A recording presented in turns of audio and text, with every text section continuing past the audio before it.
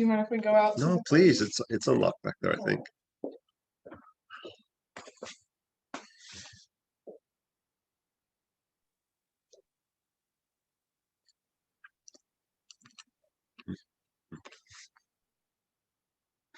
We'll get started here in a bit, y'all.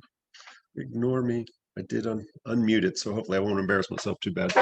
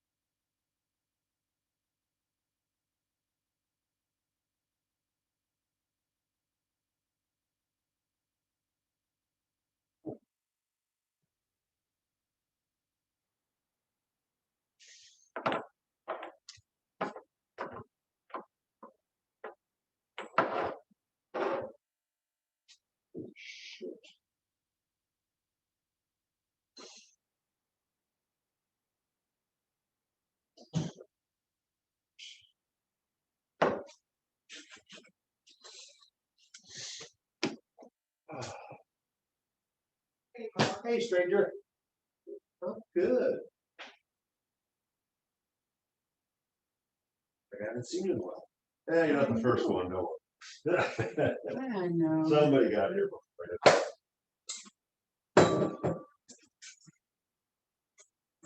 So where's the other bathroom? There's one there. There's one there. That one is. There's two over there. There are. There's the.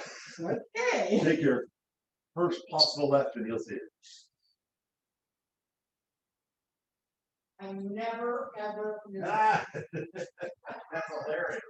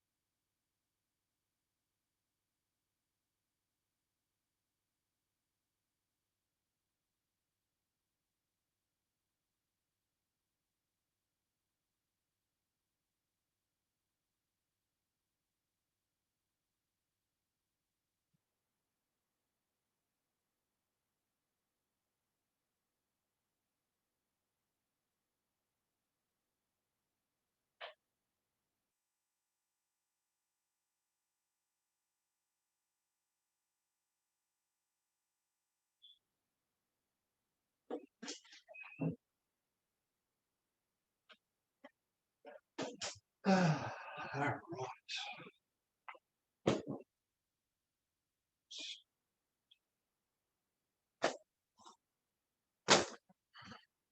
Oops.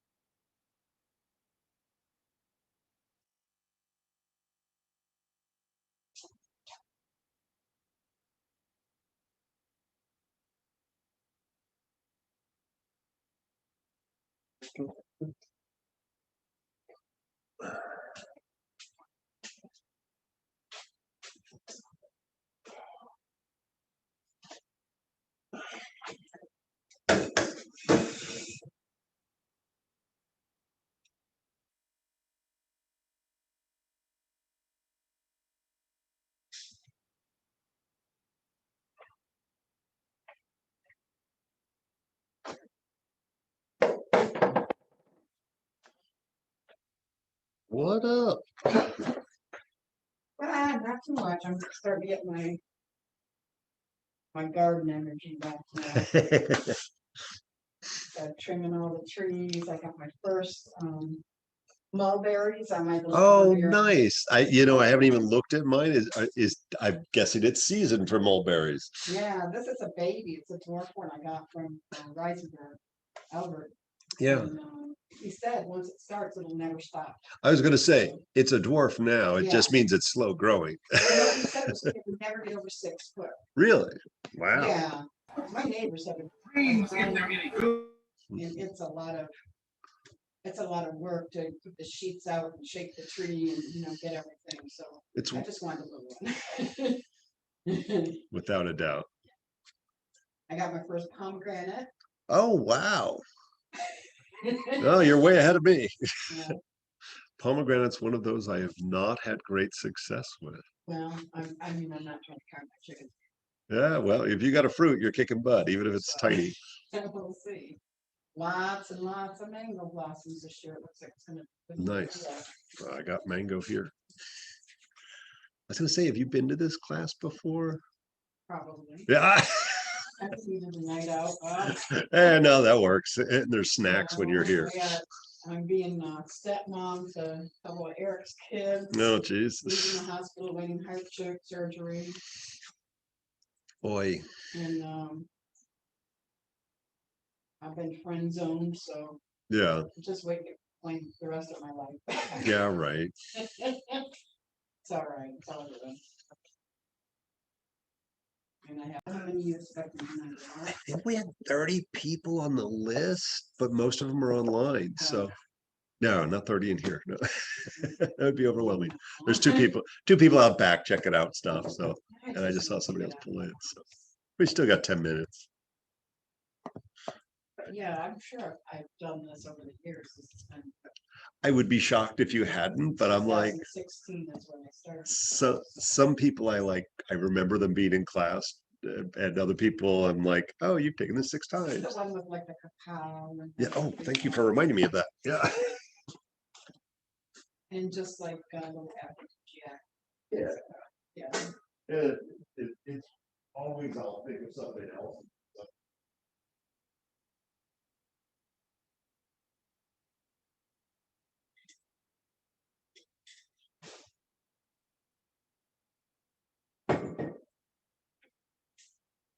I just went to the liquor store and bought brandy. I'm gonna make a heart tincture this weekend. That's gonna be my Valentine's Day project. Got the chocolate in the freezer, so it'll be easier to cut.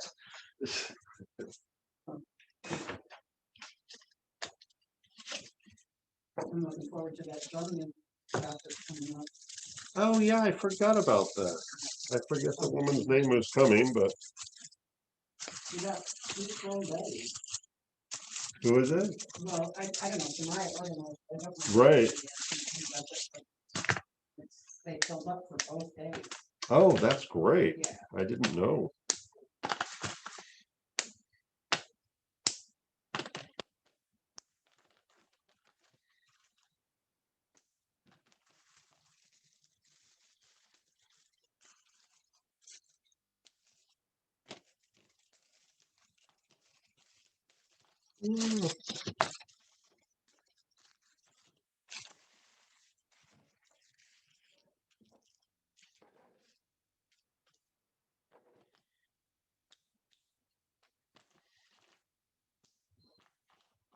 All right. I better taste this and make sure it's okay. Mm.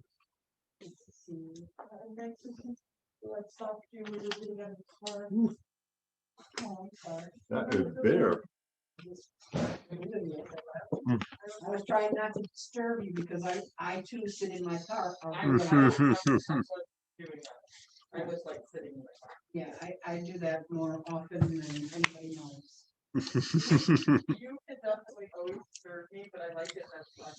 I totally get it. I mean, literally yesterday, I probably spent 7 hours in my car at different water. Oh no. Yeah. Oh, here's a bunch of closet. I think that's on the list. We might get a chance to talk about it. We'll see. I always have way too many things. We run out of time. Suma. I got that. You have any powdered Damiana? I believe so. Because I need it. That's what I'm looking for. Oh, for tonight or for something?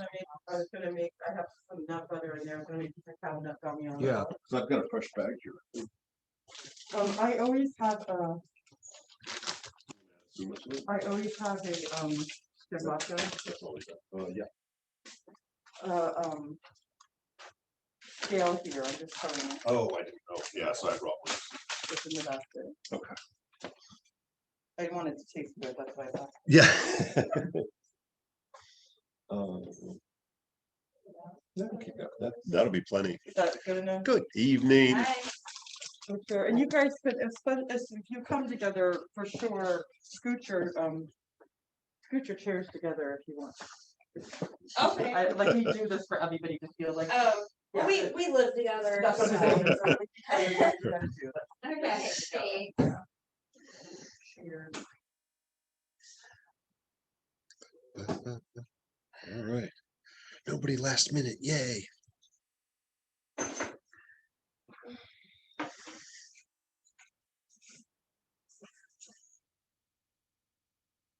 All right, I got everybody there.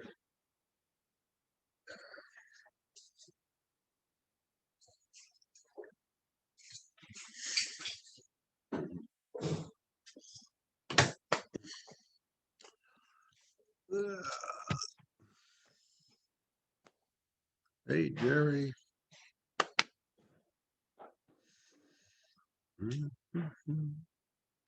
That's weird. That's why.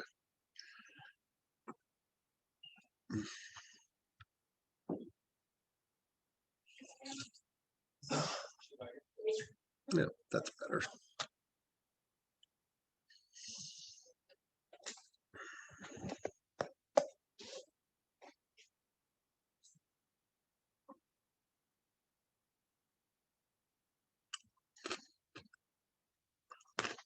You actually got some daylight out there. Yeah.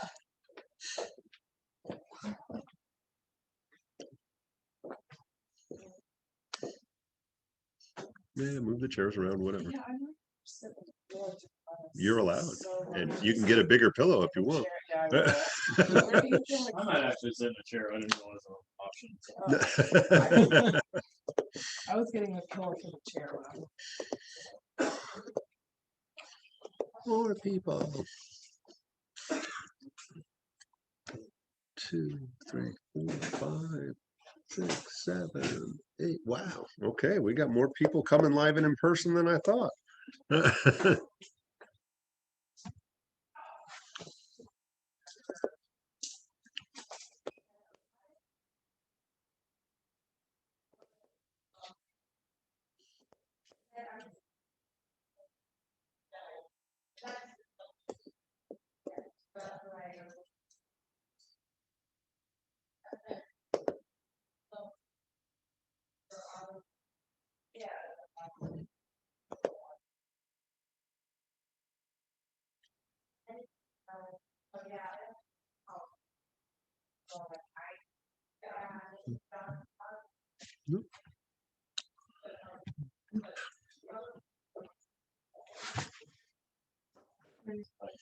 Man, we got a gang coming here.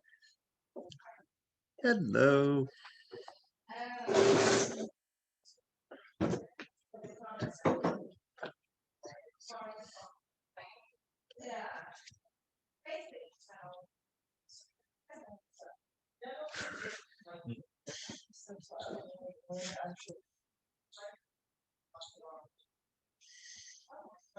Oops.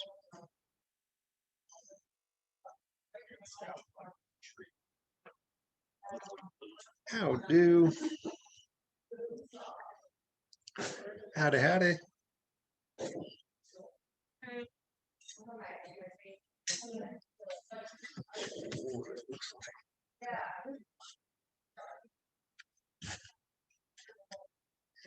Ah.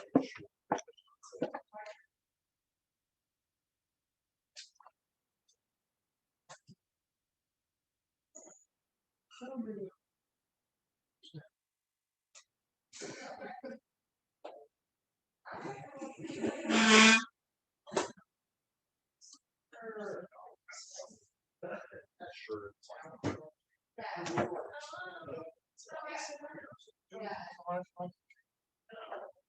you ever try?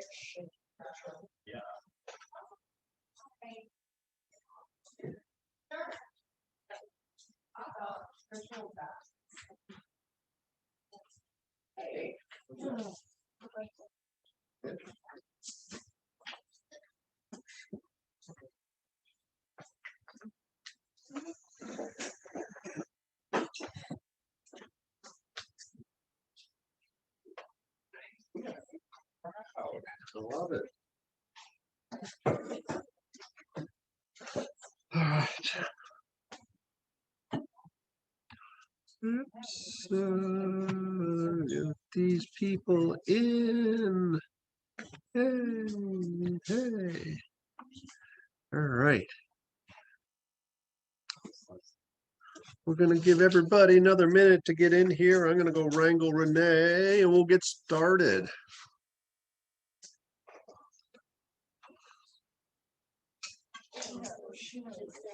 All right.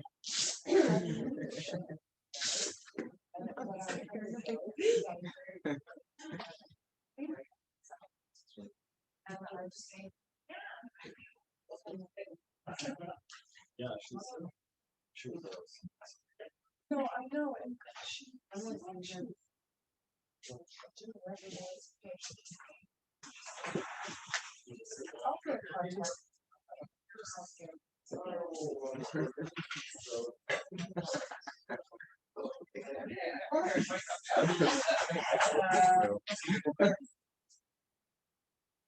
Did everybody get a handout? You got one, you guys got one. Yeah, take this one. First got one, cool. Those.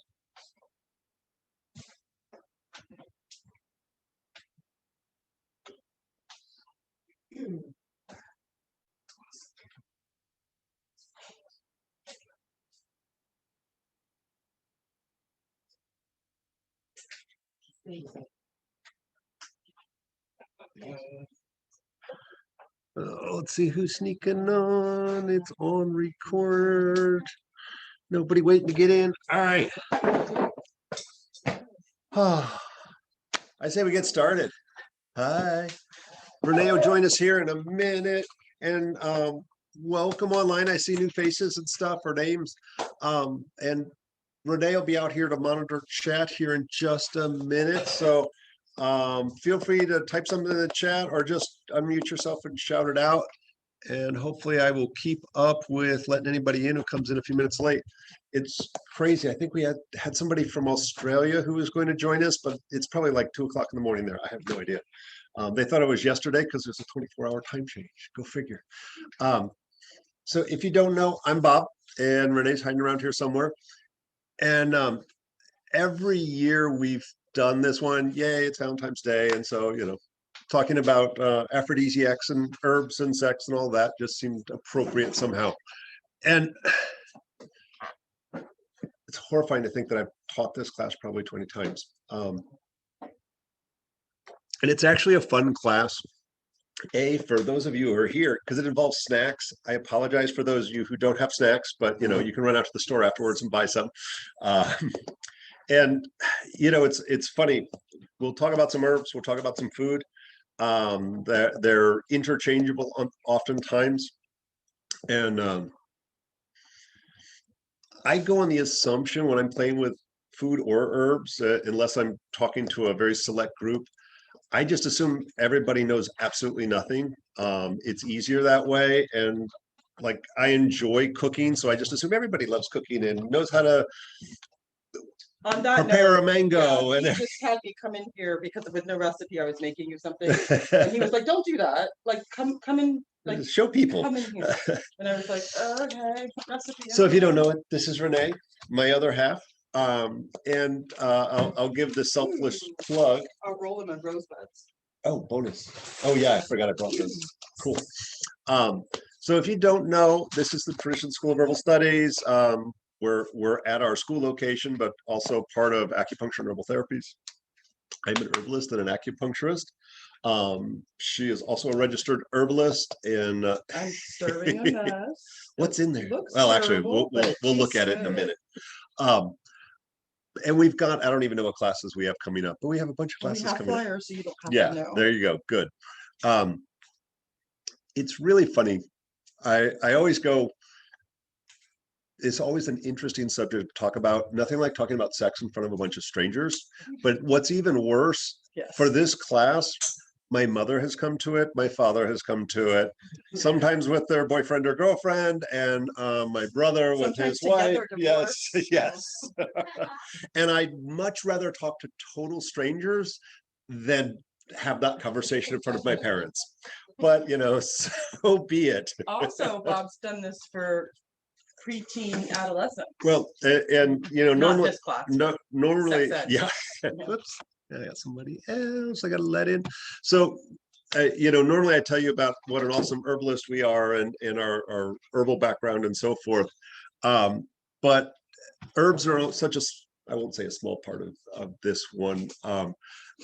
It's always interesting. My mother was probably better at talking about sex ed than anything else, because it was I want to stop you real quick. okay.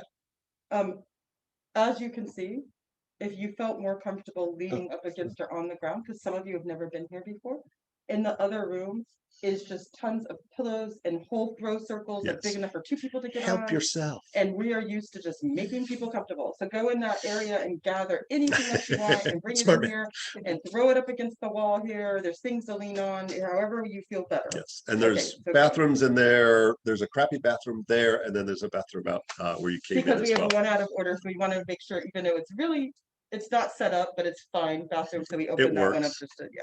Hey, Brooke, Mhm. long time no see. I feel like she's done this class. Oh, I think half these people have done this class before. They just come to the stand. So, I always say I had the mom did a good job. She had The Joy of Sex. I was like 6 years old. That was the coffee table reading book. And some of you may remember that one from the 60s or 70s, whenever the heck it came out. And at a very young age, she was like, it was actually way too advanced for me, but boys and sex and girls and sex, because she thought it was important that I know about both. And so lo and behold, many years after that, I was working dropout prevention, 8th grade dropout prevention in a private nonprofit school here. And they were nice kids, but 8th graders, they were like 14, 15 years old, assumed they knew everything. And my job was working as a counselor. I did group and individual counseling with them.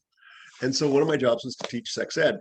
And I was like, okay, and no curriculum, no idea. So I came up with the idea that their very first day of class was their homework assignment was to write down 3 questions. Don't have to put your name on the paper, just hand them in as long as you hand me something with scribbles on it. And then I based my curriculum on what they wanted to know. And boy, I learned a lot. And I think that started actually before the internet. So I actually had to do research. And You didn't know what they were talking about? I was like, I don't know what that is. So fast forward and got a degree in education after that, and ended up doing my final internship at Admiral Farragut down here towards the water. And so this was the opposite of the kids I was working with. These kids came from, professional parents with lots of money, all the best education. And the other kids were like inner city, trying to avoid gangs, oftentimes, challenged it in their homes or in finances. And I was like, I got asked to do it. They also did not have a curriculum, and they needed somebody to teach sex ed, and drugs and alcohol and so forth. And Funny how your name keeps coming up. yeah. And they said, well, can you teach that? And it's like, well, it just so happens I'm a pro at this. And I taught them the same thing. their first assignment was ask 3 questions. And we went from there. Luckily, there was the internet because those kids had way harder questions. No, it was really, that was the fascinating thing. It was the same questions. And in both groups, it was men and women. And it's funny now, fast forward 30 years. And when I teach gynecology for our herb students, I have in there nurses with 20, 30 years under their belt. We occasionally have an MD. Women with the part. Men and women, yes, both. But and the fascinating thing is even the MD said, I didn't get this much information in med school, which is a sad I statement. do make the I do make the joke that Bob's got more people pregnant in the Tri-County area than anybody I know. And so, you know, a lot of times when we talk about Fertility's solid. sex and aphrodisiacs and all of that, it can be a really difficult or serious conversation. And we're talking hormones, this and that, blah, blah. And this class is fun. So one of the issues when, you know, if somebody goes, I don't know, it's Valentine's Day or whatever, we want to have some fun with herbs, or we need help from the herbs because we're getting older, out of shape or whatever. The reality is most of it's centered on guys. And I'm looking at who's online. I'm looking here. There's more women here than men, and women need help too. And so there's not enough information out there for women dealing with aphrodisiacs. And sometimes the needs are the same, sometimes the needs are different. And so as we will look at, you know, in the handout's got cool foods, and we'll talk about those a little bit. And there's some historical context because we have sometimes the same issues that people have had through millennia. Sometimes we have unique issues here. So Can we do a little bit of housekeeping so people online know what to expect? Sure. Okay, so you may not be able to see me, but and by the way, I washed and sanitized my hands. they can see you. I'm sitting here making you guys all something. I am moderating for tonight, even though I am one of the co-teachers. So anybody online, Sorry, I'm gonna not show off your face, but show off what you're doing. anybody online that needs to say anything, you are welcome to unitalk and break in and just say. But if not, I'm moderating the chat. So just put into the chat what you need to say and what you need to ask. And it's on a slight delay, so just expect it to come in a second. I'll thumbs up you if I get it for sure. But please don't be afraid to talk or interrupt, because Bob and I will both never stop talking if you don't interrupt. This is the truth. And I know for a lot of you, Renee's been the main chatter person. So now you get to hear me babbling coherently. We're all blessed for that matter. We're lucky that this is the case. Although I'm quite sure Renee will have stuff. So, you know, one of the things, oh yeah, you got it. One of the things when we talk about Picking out rose petals. men and sex, we're usually talking about testosterone and we're talking about blood flow. And not to say we're simple. And it's a little bit easier, and it's interesting. You're super funny. Yeah. But I work as a clinician, acupuncturist, and an herbalist as well. And it's interesting, my first 5 or 10 years of practice, anxiety was not an issue that I saw very often. And in the last 10 years, that's become a major issue for libido and sexual function for men. Are you going to make the correlation between things like diet and that? Maybe. Do you want me to, can I say stuff about that? Okay. Or are you going to go forward with something? You going to stay on there for a second? Yeah. So one of the things that we see, and we try to teach our herbal students, and we should think about this like from a food standpoint as well. We try to teach our herbal students that it's not this herb is for that. You just walked in, we had somebody walk in with allergy stuff that was looking for a certain herb. And I said, how is that manifesting? Is it in your eyes? Which, by the way, I'll totally make you something right now if you want me to, if it's going now. Like I'll get up and make you something in a second. So I said, is it more eyes and nose, because one person's allergy is not another person's allergy, so it's not an herb for that. So what happens, and what has happened, and we've seen this, not to mention the fact that I think that men are more brokenhearted than they're allowed to say, that when we have deficiency, when we're not nourished properly, and our food has gotten a little bit weaker, our stress has gotten a little bit more, then we tend to develop anxiety. So if we don't feel rock solid, we don't feel rock solid. So if we don't have those minerals in us, so our diet has a lot to do with it, and the extra added stresses that's been causing the immune system to go a little bit kooky has a lot to do with it as well. And so I think it's important to understand that we're malnourished, undercared for, and undertouched in all aspects. We need to support the heart for sure, and that causes of more anxiety, and as a general sense in all communities is undernourishment. You think? If she's got a pale tongue and Yeah. no Okay. meds. All right. But I also have tea. Okay. Like I have Yeah, Kissins that nettles or something. Yeah, yeah. And like 4. Really? Yeah. I feel Don't like skip. she's a little hot for that. Yeah. Well, and that's it. Like, look at her tongue. She's a little sassy. And for women, it's funny, we oftentimes discount some of the issues, and a lot of the women's aphrodisiac herbs focus on sedation and anxiety. Yeah, but hold on too. I want to also tell you that in class, I teach men and women's in combination because we're exactly the same, just with different ratios. So our innie outie parts are the same, and how they get triggered are similar.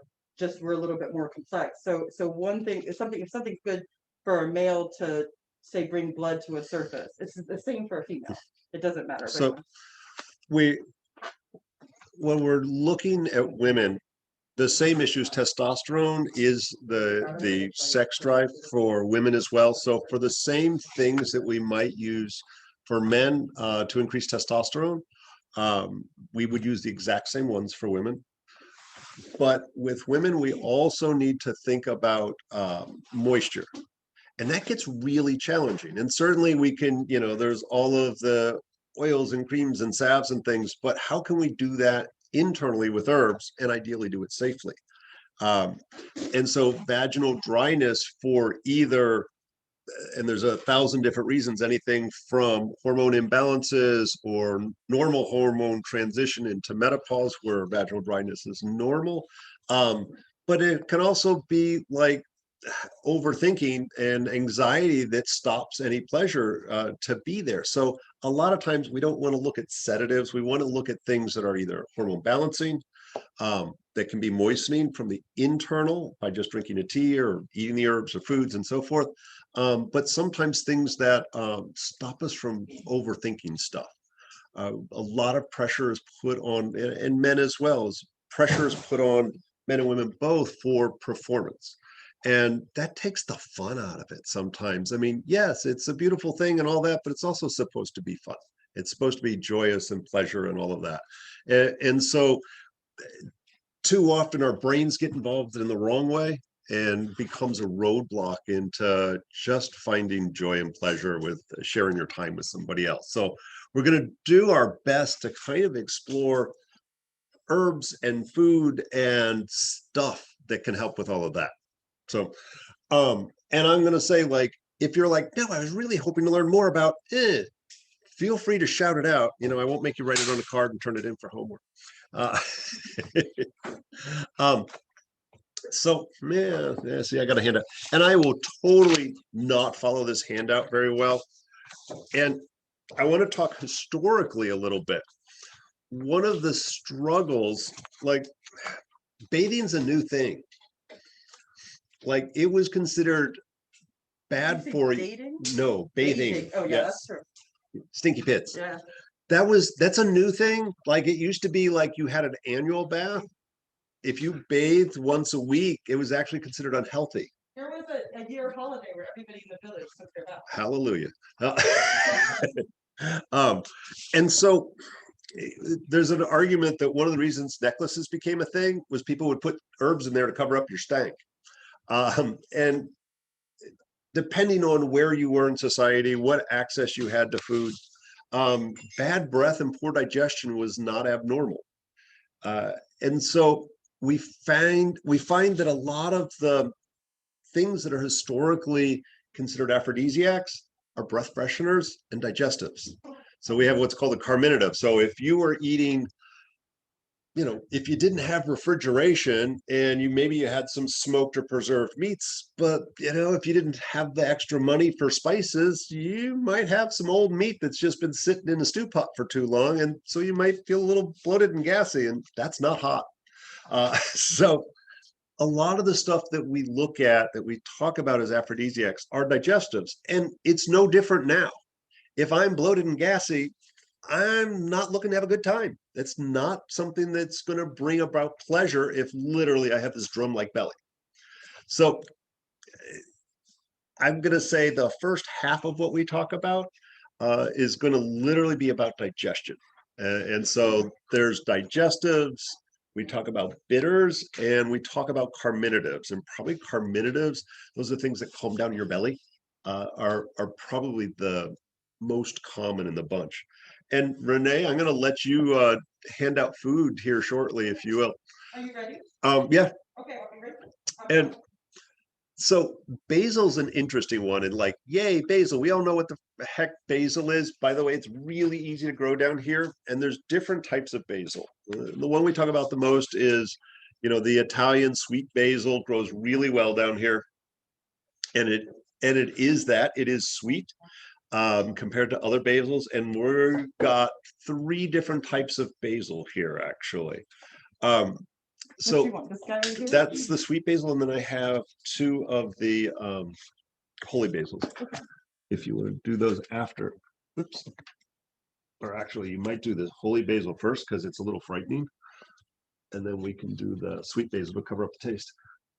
So this is the That's inviting. It's a little bit of strongest. get you to eat it. This is less strong, and then and actually, let me show those off to the camera. So if you don't know it, You guys, I'm eating them. before 2 you. different types of I'm not holy gonna do basil. something nasty. So And the whatever he says. smaller leafed one has gone to flower. Actually, it's gone to seed. And that's true of most plants, but basils in particular. Once it starts to put out its flower stalk, it's going to change the flavor and actually make it a better medicinal herb because of the stronger flavor and the stronger aromatics. Makes not as good a pesto. Is that the African? No, those are both, one's Vana, one's I like Vana, the one's, Krishna is my favorite. yeah. This is intense.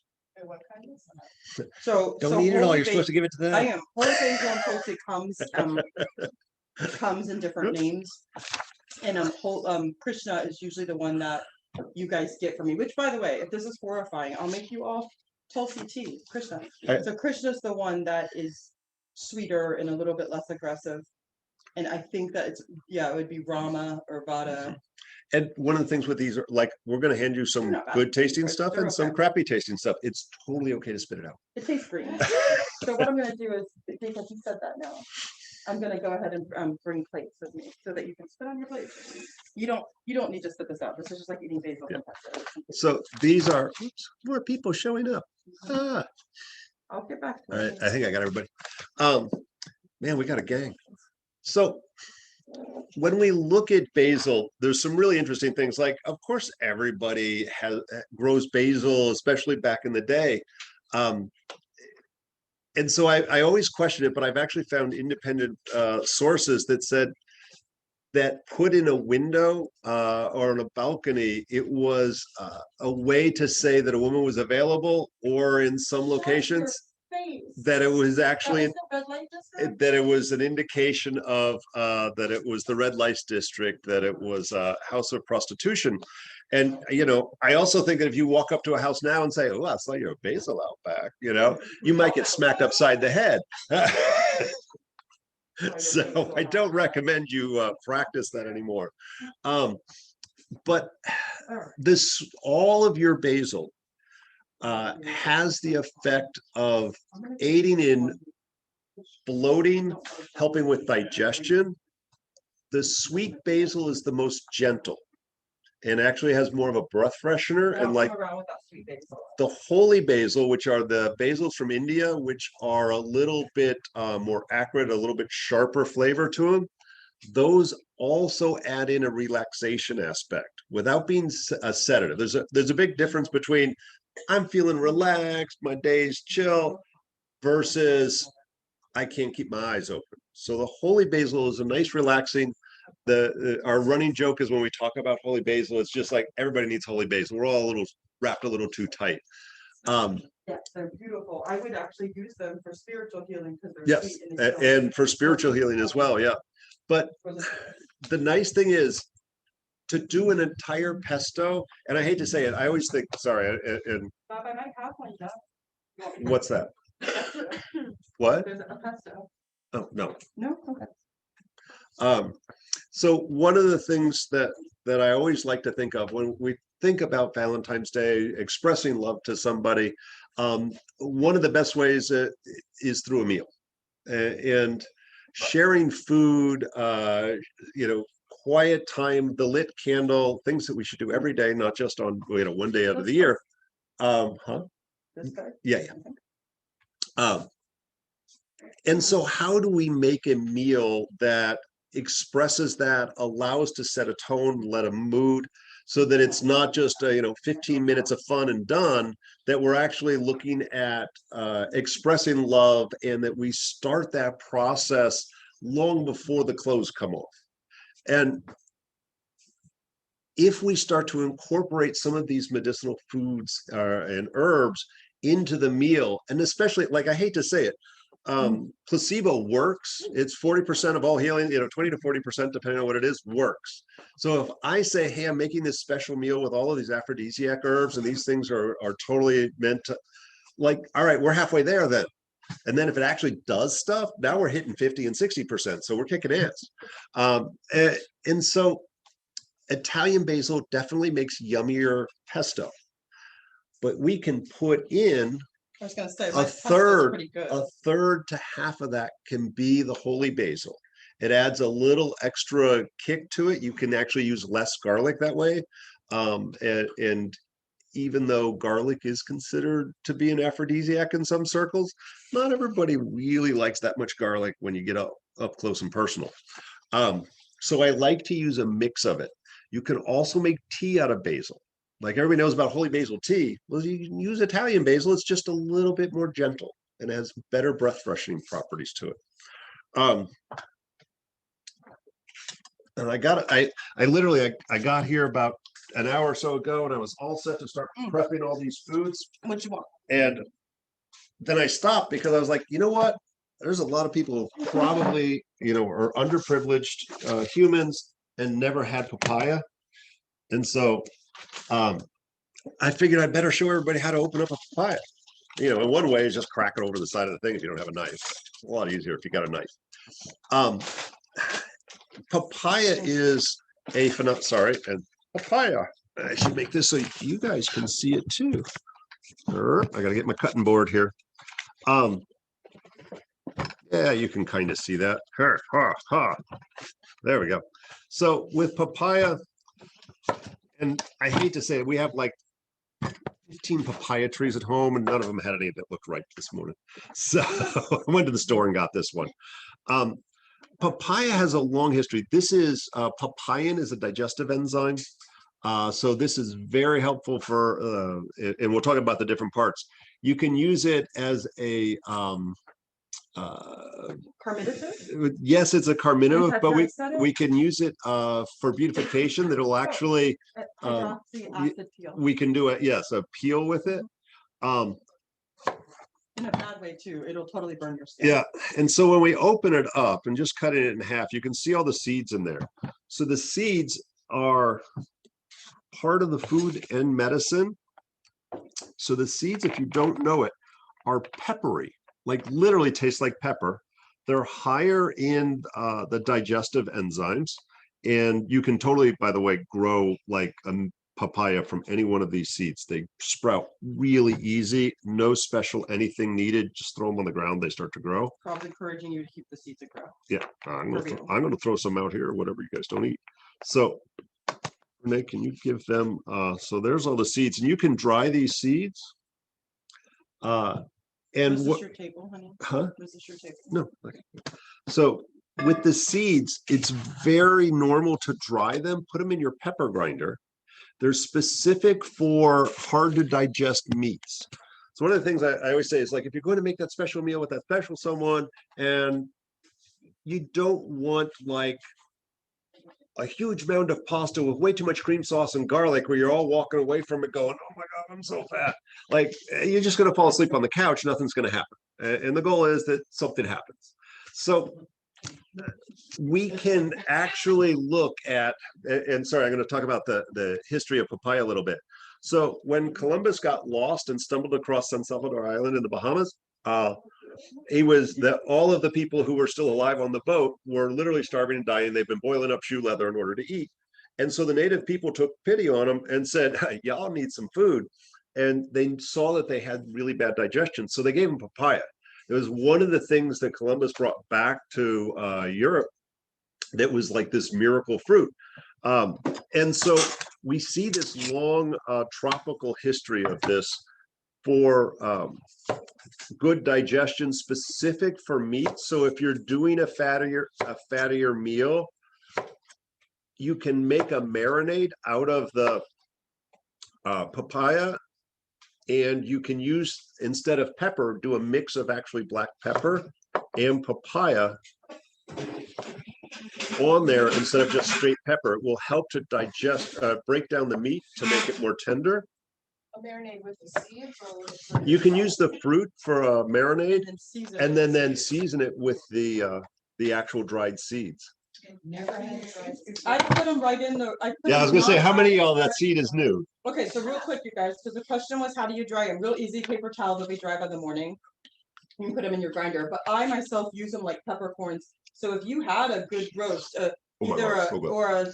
either like a picnic pork roast or just just what you'd think like a beef roast, where you would make a mushroom gravy, or if you were vegetarian, a mushroom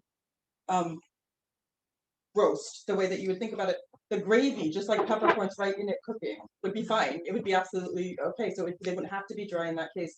And you always add a little bit of tang for those kind of things anyway. So you're going to be adding like a red wine or a port or something that's going to kind of sauce it up a little bit. So the pieces of papaya are not too sweet and would be fine as well.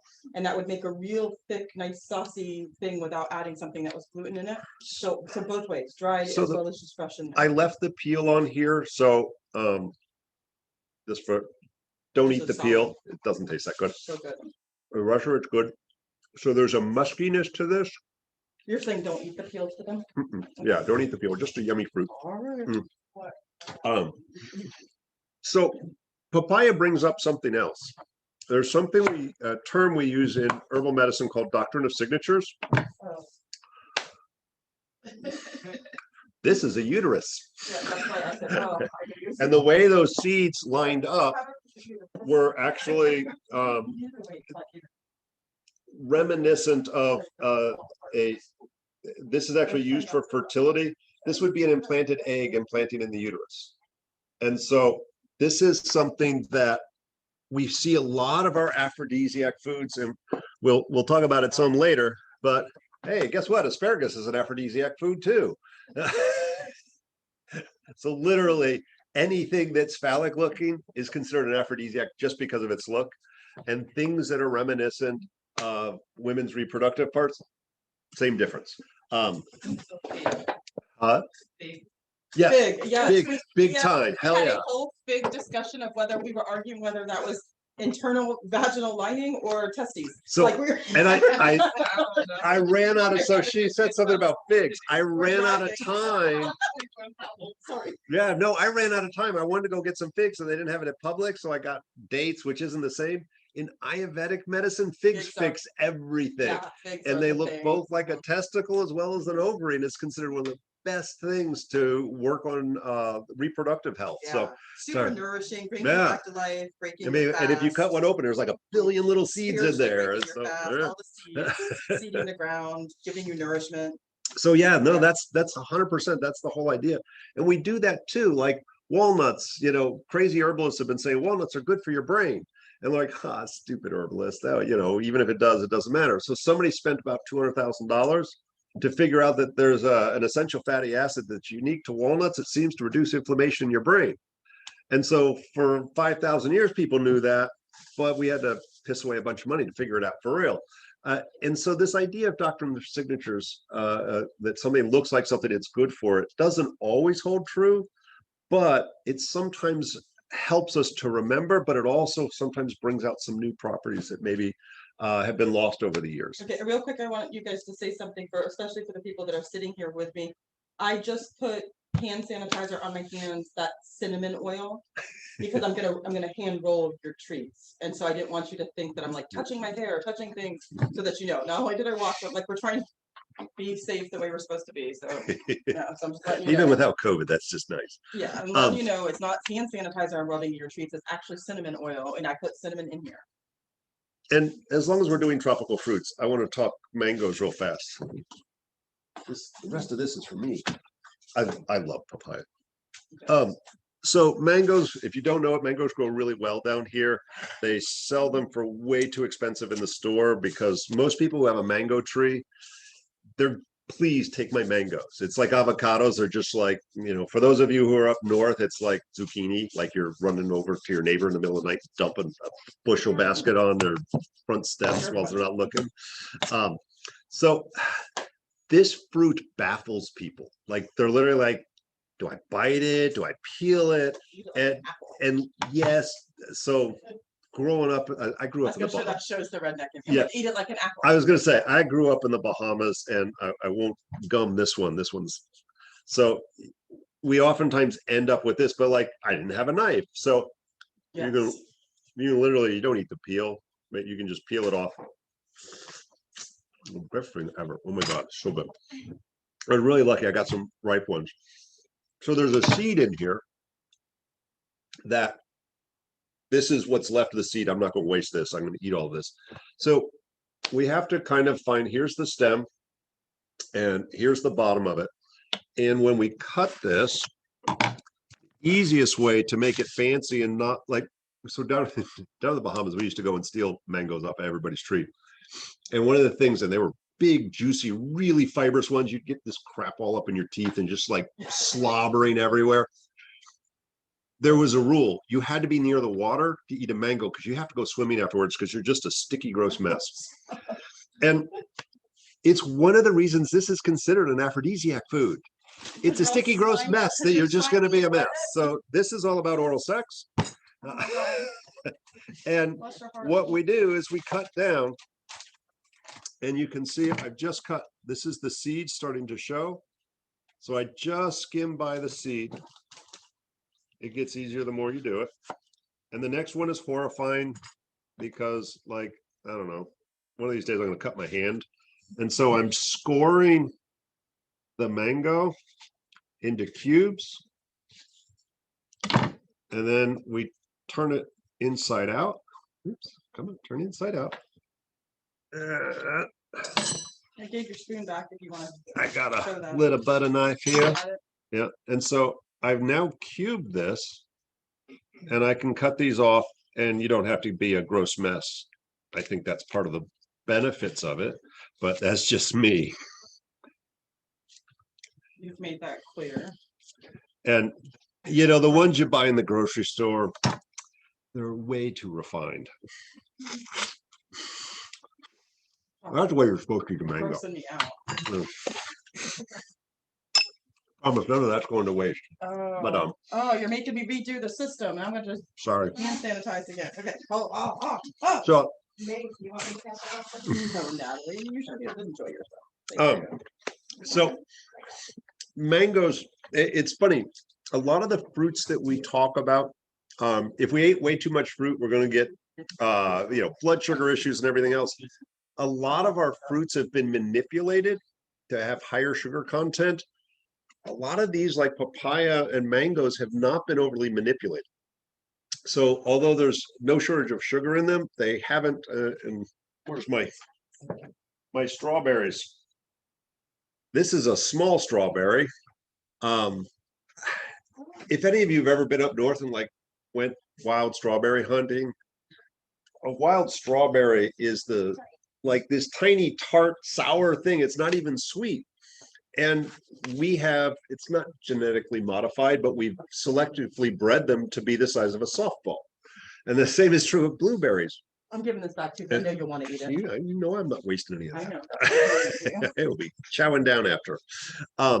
So with these, small amounts as a dessert, as an appetizer mixed into a meal allows us to get some of these benefits of both flavor and smell and taste.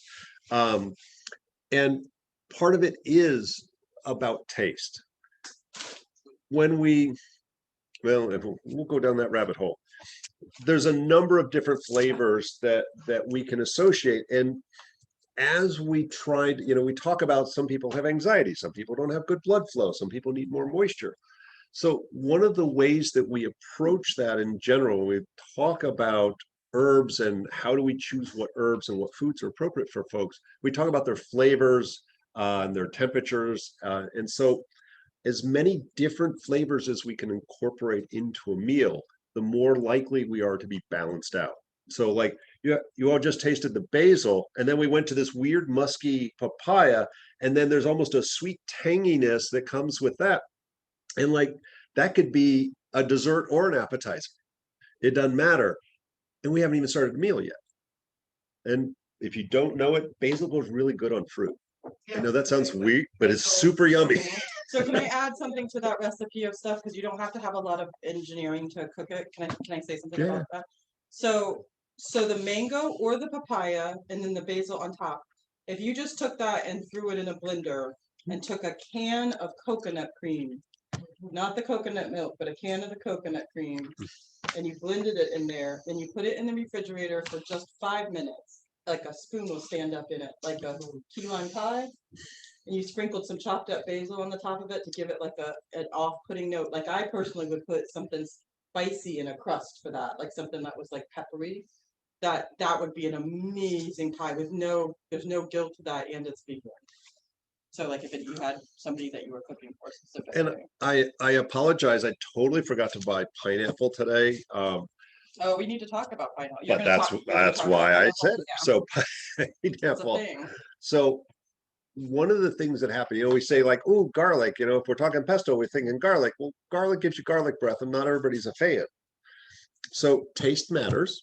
And so we're not just talking about the mouth taste. The semen, vaginal secretions are really important that tastes nice. Mm-hmm. And so pineapple will change the flavor of both the semen and the vaginal secretions. Nearly immediately. More so than most fruits. And so needless to say, having that as a lunch, as an appetizer, can have, within a few hours, start to alter the taste. The other thing that affects that is preservative, fake sweeteners, fake colorings, and fake preservatives, and medications all make us taste, smell, and just be weird. Like just not. I always tease my people who are like every time we see a tongue, someone's like, "Oh, my tongue." I'm like, "You have no idea what we see. It's completely fine. We want to see it." So all my hippie girls that don't want to use deodorant that's got toxins in it, and I'm like, no, you're supposed to smell like a human. Like if you smell like a human, that's fine. So we're not supposed to smell like Xanax, or we're not supposed to smell like red dye number 5. And so that's what we smell like. And so it's an interesting thing because that's what we taste like too. If we smell like that, we taste like that. For sure. So, and I'll come back to that one's for me. So, and I just want to mention some of the other ones on here. So in Chinese medicine, we associate with a particular part of the body with a particular flavor. So we talk reproductive organs, in particular for men. Yeah. Huh? What flavor is reproductive organs? I don't. Salty. Oh, because it's the Chinese medicine, the lower kidney. Jaw. Yes. So sorry. Huh. Interesting. So the flavor salty is considered to be strengthening to your kidneys, which in Chinese medicine we associate with male reproductive, and we think sour and the liver for female reproductive organs. So that pie, that sour pie. So in particular, we always hear about oysters are an aphrodisiac, and for many reasons. It's very high in zinc, but it comes from the salt water. It has a salty flavor to it. And so oysters really do have a benefit, but I would say any seafood or seashell, specifically coming from the ocean because of the salty nature of them. So those have a very real I want benefit. to add something to that. Pete. So in particular, oysters, especially if you get them from a good area that you know, like if you get them in a place that's clean and fresh and you know they're wonderful. Oysters are restorative, and we need a lot of restoration nowadays. That we need a lot of oomph and a lot of restoration, a lot of they help to synthesize the rest of the vitamins that are going through, and they're recommended when people have some deficiencies. So it's always funny. And so for men, we see that zinc in particular and there's a number of different nutrients that we need in order for proper testosterone, good blood flow.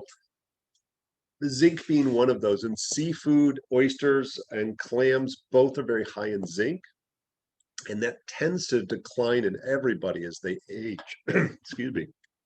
Choking on my mango. I did say it. I did say it. It's super inappropriate. And somebody just put something in the chat if you can check that. So any of those is fine. For women, we said the liver and the flavor sour.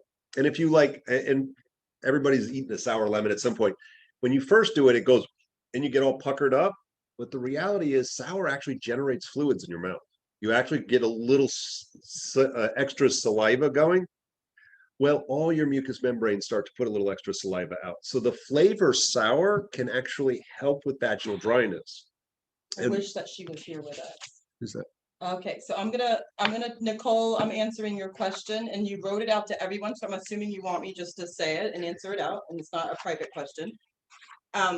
So the comment is, I have seizures only during ovulation.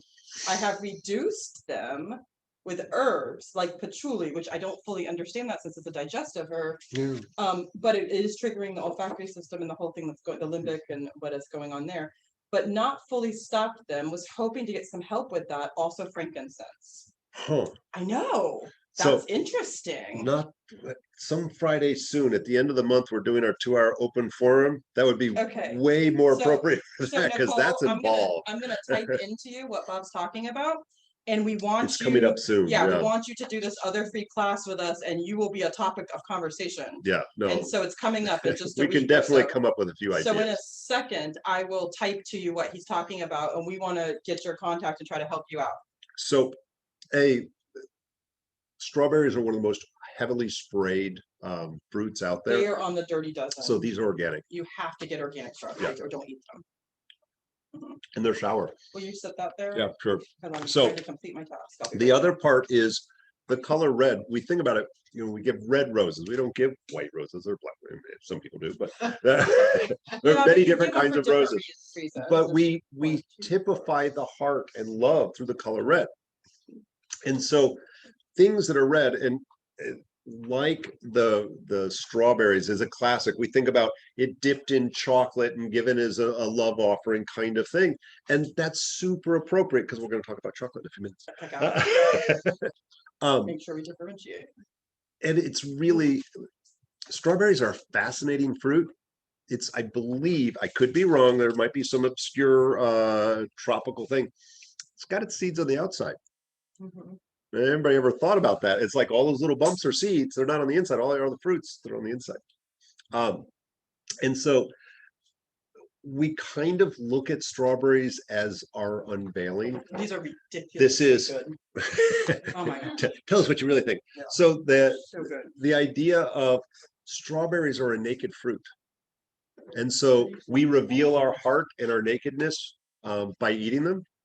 And if you say that with your loved one over dinner, that makes it extra good. Remember that placebo. But recognize the sourness. Like, no, they're sweet and yummy. No, people dump sugar and honey on strawberries in its, and this is strawberry season. This, Florida, yay, strawberry festival. They have a distinct sourness that most people try to cover up, and we need to embrace its sourness and recognize the uniqueness of all of these flavors that we're enjoying. Hey, you guys, don't let us peer pressure you into eating it. I'm serious. And you're allowed to say, no, I want more. Give me. Yeah, like we try to tell everybody, like nobody knows the etiquette for an herb walk. We're feeding you stuff off the ground, and normal people are like, "What the hell are you doing?" Like, no, just say, get that away from me, dirty hippie, and I'm not eating that. Like, it's completely fine. Like, we're not offended. We're a little autistic enough to not be offended by that. And so, no, you don't have to eat what I give you. Say no, thank you. Like, no. I want to talk about a couple of others that I won't necessarily feed you. I'm sure we got some more to feed you here in a No, I minute. have so many good. So pumpkin, Mhm. yum, pumpkin pie. But pumpkin seed is specific for male prostate health. And add to that, it's high in zinc. The problem is most of us get pumpkin seeds that are like soaked in really crappy salt, and that just like a little salt's fine. You're better off getting a pumpkin, stripping out the seeds, and any winter squash, like that's all pumpkin is a Butternut, winter squash. acorn. Those seeds are all the same. They all taste very similar. Roasted with a little salt put on them, rocks. It's a great snack or between meal kind of thing. And people pay good money for that in prostate pills for men. So we don't need to do that. Also, a lot of our pumpkin spices, your cinnamon, your ginger, cardamom, have a variety of different benefits. Cinnamon in particular, which by the way, you can grow down here.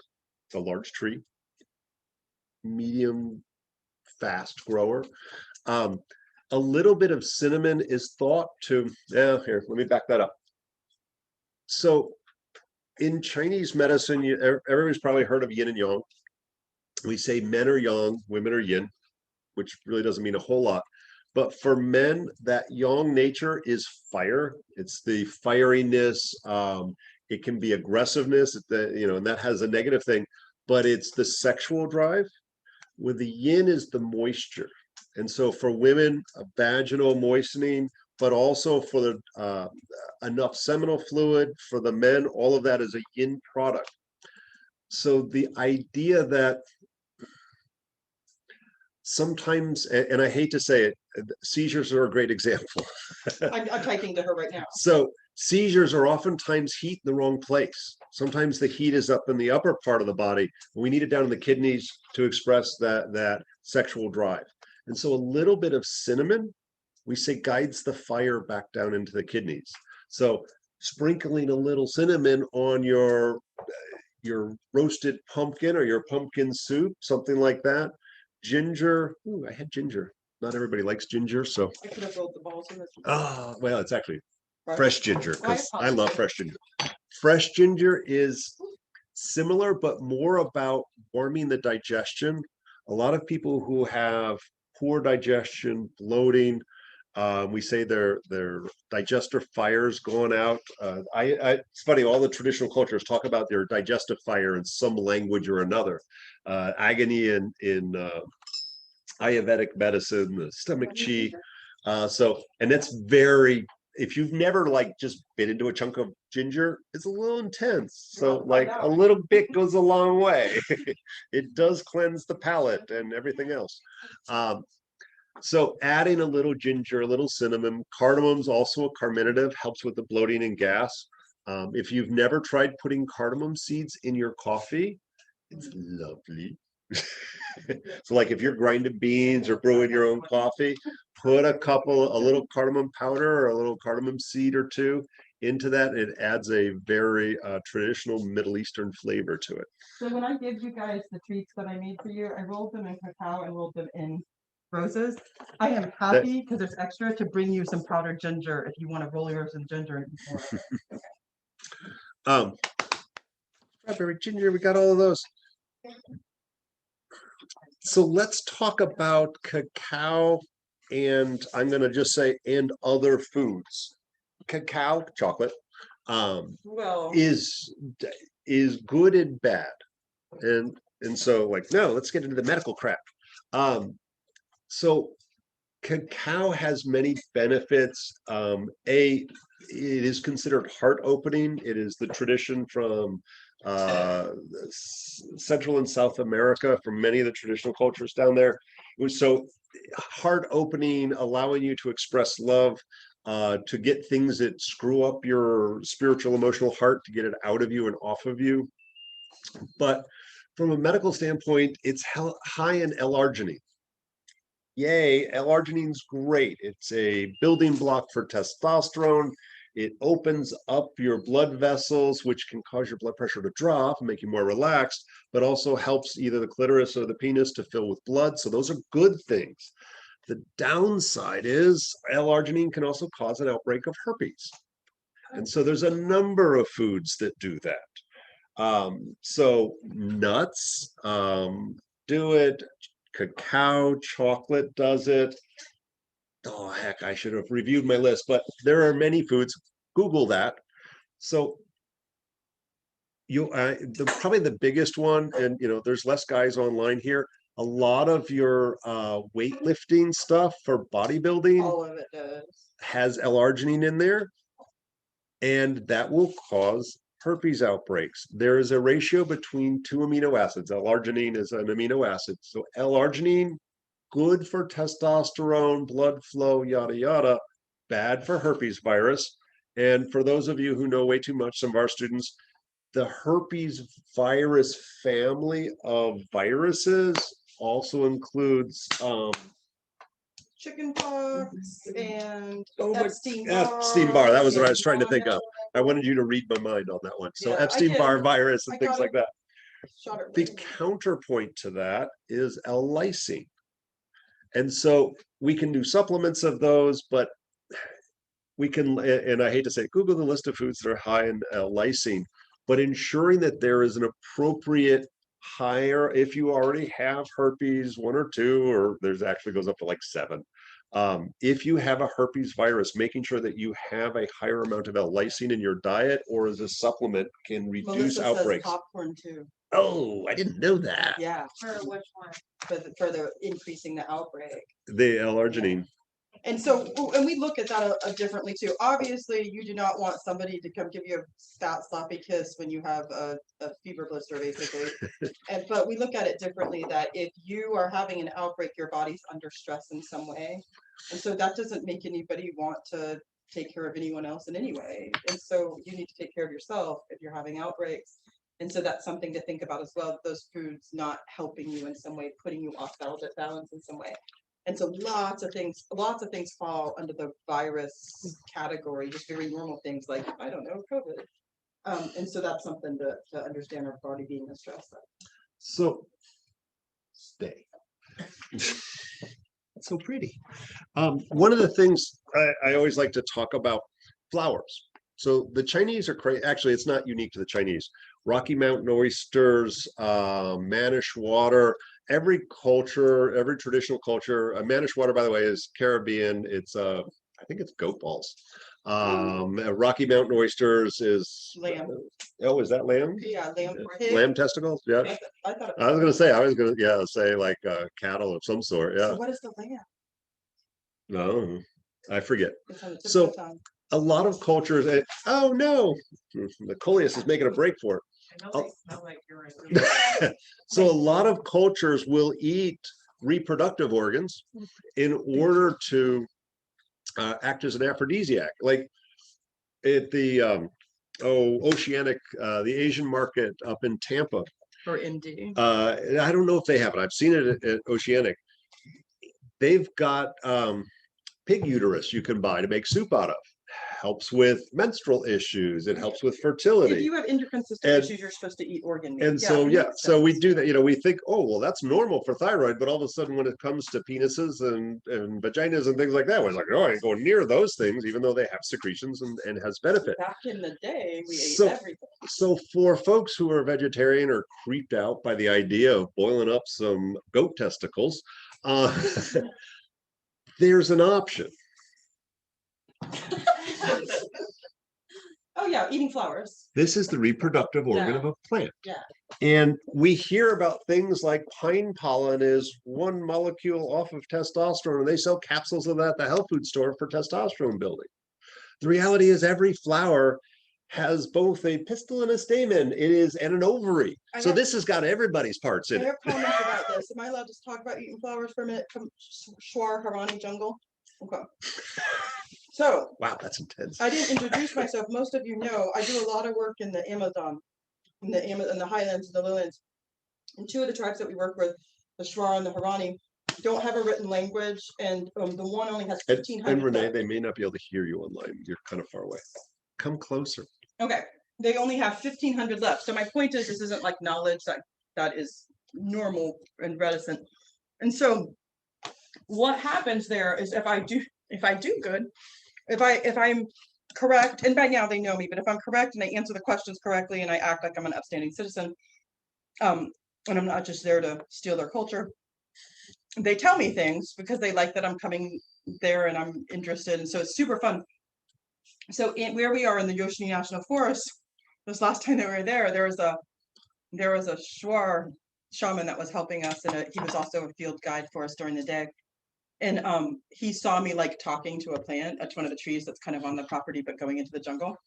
And he keeps telling me what the name is.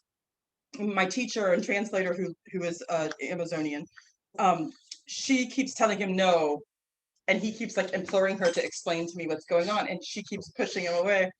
I'm going, nah, like that, like trying to get me. And so she turns to me and says, "This is the horse tree."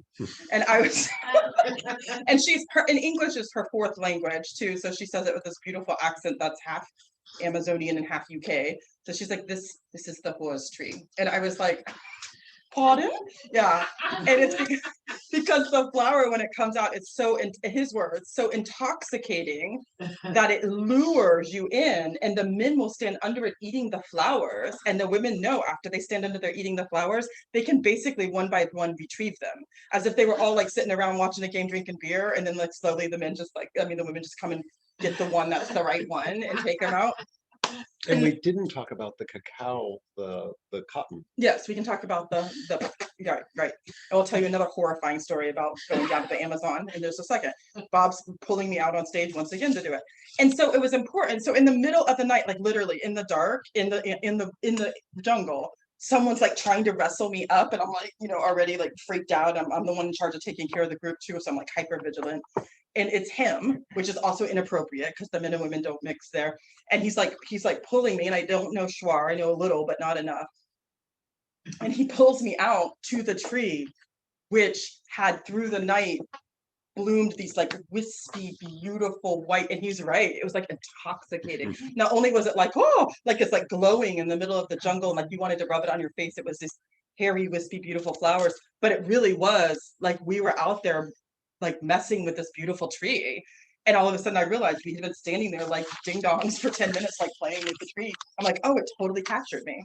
Like it did it. Like, here it is. It did it. It did it. Oh my gosh. And so the women call it the horse tree because they're luring the men in. It's always luring the men in, and they'll just come and get them when it's the right time. So I thought that was funny because it goes like, it doesn't matter. It's like super cross-cultural. Like you eat the flower and you get what you want. So I thought that was interesting. Now, what Bob's trying to get me to talk about, because we're talking about cacao, we don't have a pod here, do we? Mm-hmm. We'll have to bring it from home. So when I'm in the jungle, the most important thing we can do is make our 455 hectares look like it's used land. The government will let us keep the land as preserved for the people if it's holding some kind of value. So we can hold an ecological value as long as I have tourists coming, which we don't want tourists coming, so we don't do that. It can hold some kind of monetary value, or the oil people can have it because that's what's good for the country. And so what we have to do, you are like in Brazil, you burn down and put cattle, which cattle, FYI, don't belong in the Amazon. It looks really stupid. They don't understand what to do. It's dumb. And so that's the first thing that doesn't work. And so we have to replant in rows. So it looks like monocropped here. And it just has to be a little. So one of the things we decided to do to be correct, and this is all under the guidelines of the people who live there, like we're not coming in taking over, is to plant cacaos that are becoming extinct.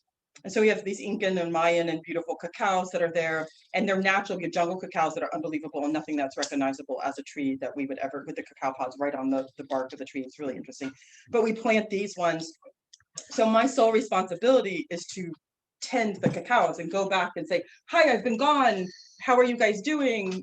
Do you need anything? And to go to these babies that I've taken from here up. So when we speak out in the world with Rocio, I have to help her speak about cacao. It's part of the thing that helps the rainforest be safe down there. It's very important to us. We use it for cancer care, things like that. It's very important to save your soul. Cacao is a thing. So she's up on stage. This is what Bob's having me say, which is the truth. We need to know this. She's up on stage the first time this ever happened. Easily like a keynote type of thing with 150, 200 people. And my job is to tend her. So I'm like sitting on the ground off stage. Like you really can't see me, just my Birkenstock sticking out. And she's here talking. And like I said, English is her fourth language. And she's going on and talking. And she's trying to describe what cacao means to us. And that every part of the cacao can be used to save every part of the body. And it's so important that we know the cacao. What you guys don't know is we have, yeah, well, I have the balls too. We have in cacao pods, there's little bits that look like this. And this is a cacao seed. And around the cacao seed, it's all white and foamy. And then there's the part that you know about that is like fatty cocoa butter. And then there's the actual bitter seed. That's the chocolate that you're eating right now. That's really bitter. And it comes in a pod that looks like a papaya. It's like about this big, usually. Some of them are different shapes, but they're about that big.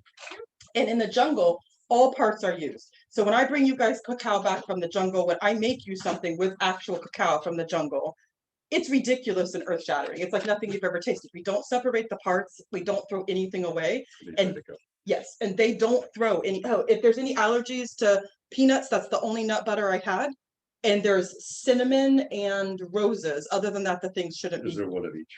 Yes, yes. And so what she has me do, she's explaining this. So those seeds are just like the dates I just showed you, and they're covered with this foamy white that tastes just like marshmallows. Okay. So she's trying to describe, so we're crazy in the jungle. And if I ever get a chance to take any of you, you'll see me do this, where she's talking about cacao in the jungle, and we're like idiot kids, like eating the like chewing on it and eating it like a seed pod in our mouth, where normally we'd throw that away and nobody would know, but we know, and we're like, oh, marshmallow, the monkeys eat it, we all fight for it. And she's trying to describe the different parts. And she's like, with the seed is like the seed that's planting the nation and keeping the earth alive, and it plants the seeds that are on you. And the covering them is on the outside. And this is in front of everybody. She's a keynote speaker. She has 2 PhDs. She says, it's the, and I'm like, potting? Like, I'm like, what? And she goes, you know, the,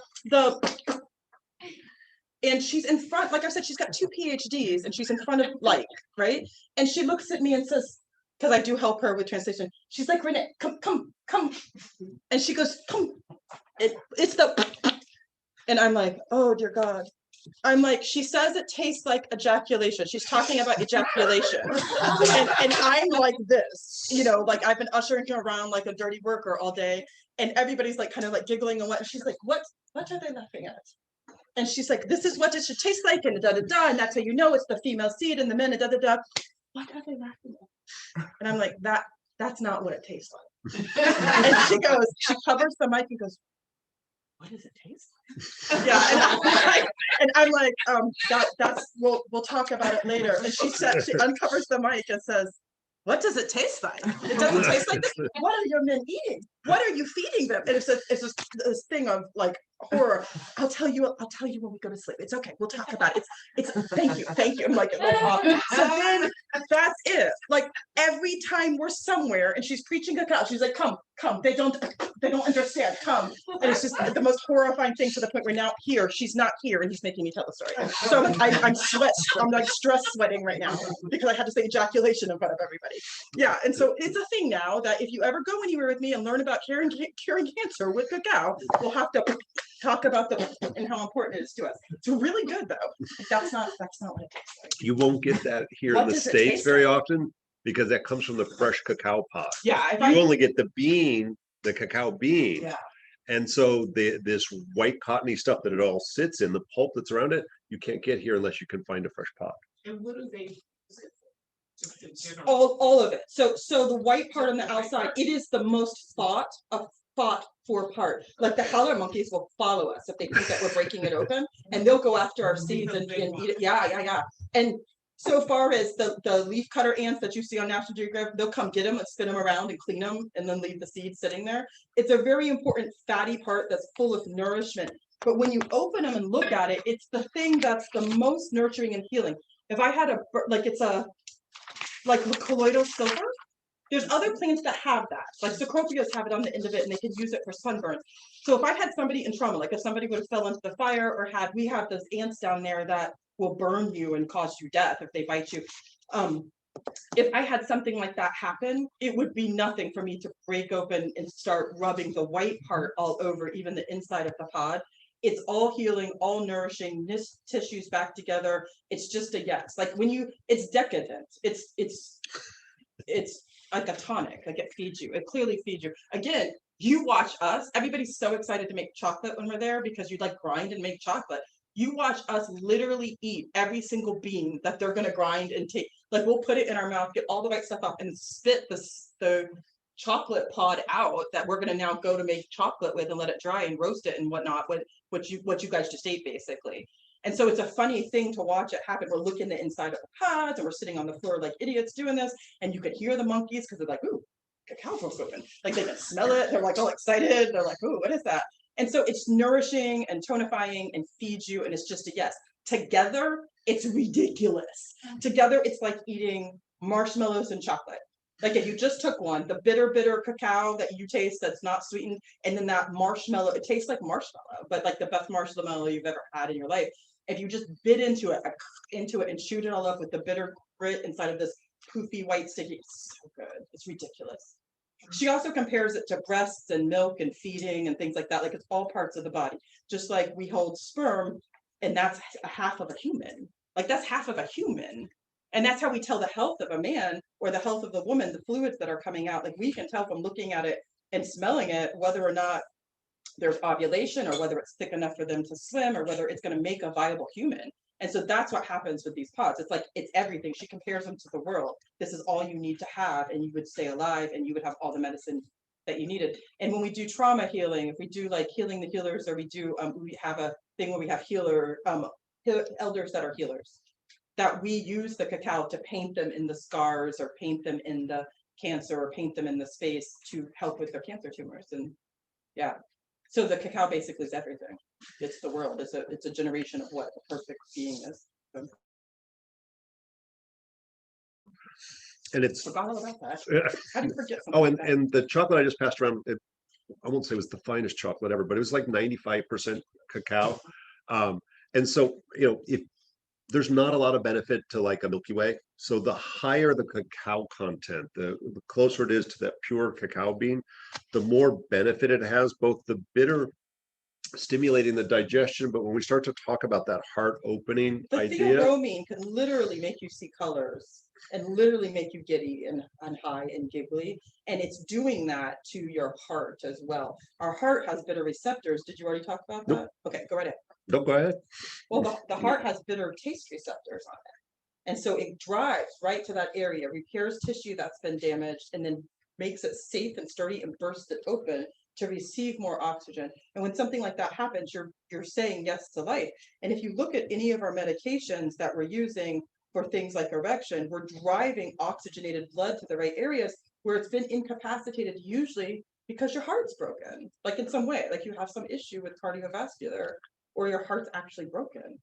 And so it's an interesting concept to see that there's no explanation of that with me when I'm down there other than forestry. But they'd shove it right in my hand and say, without them knowing, theobromine. Yeah. So, and like, yeah, we're halfway through. Let's talk about herbs though. Because there's good ones, bad ones, and ones nobody's ever heard of. And for those of you online, if you check your email, you should have gotten the handout. And I'm going to bounce all over the place. I'm not going to follow I'm just kind of glancing down at what I'm like, oh, let's talk about that. And if you didn't get it, just shoot an email and Trisha will get it out to you tomorrow morning. So let me start with the most famous one and the most dangerous one. So yohimbe is a tree bark from Africa. It was a prescription drug at some point. It was yohimbine HCl.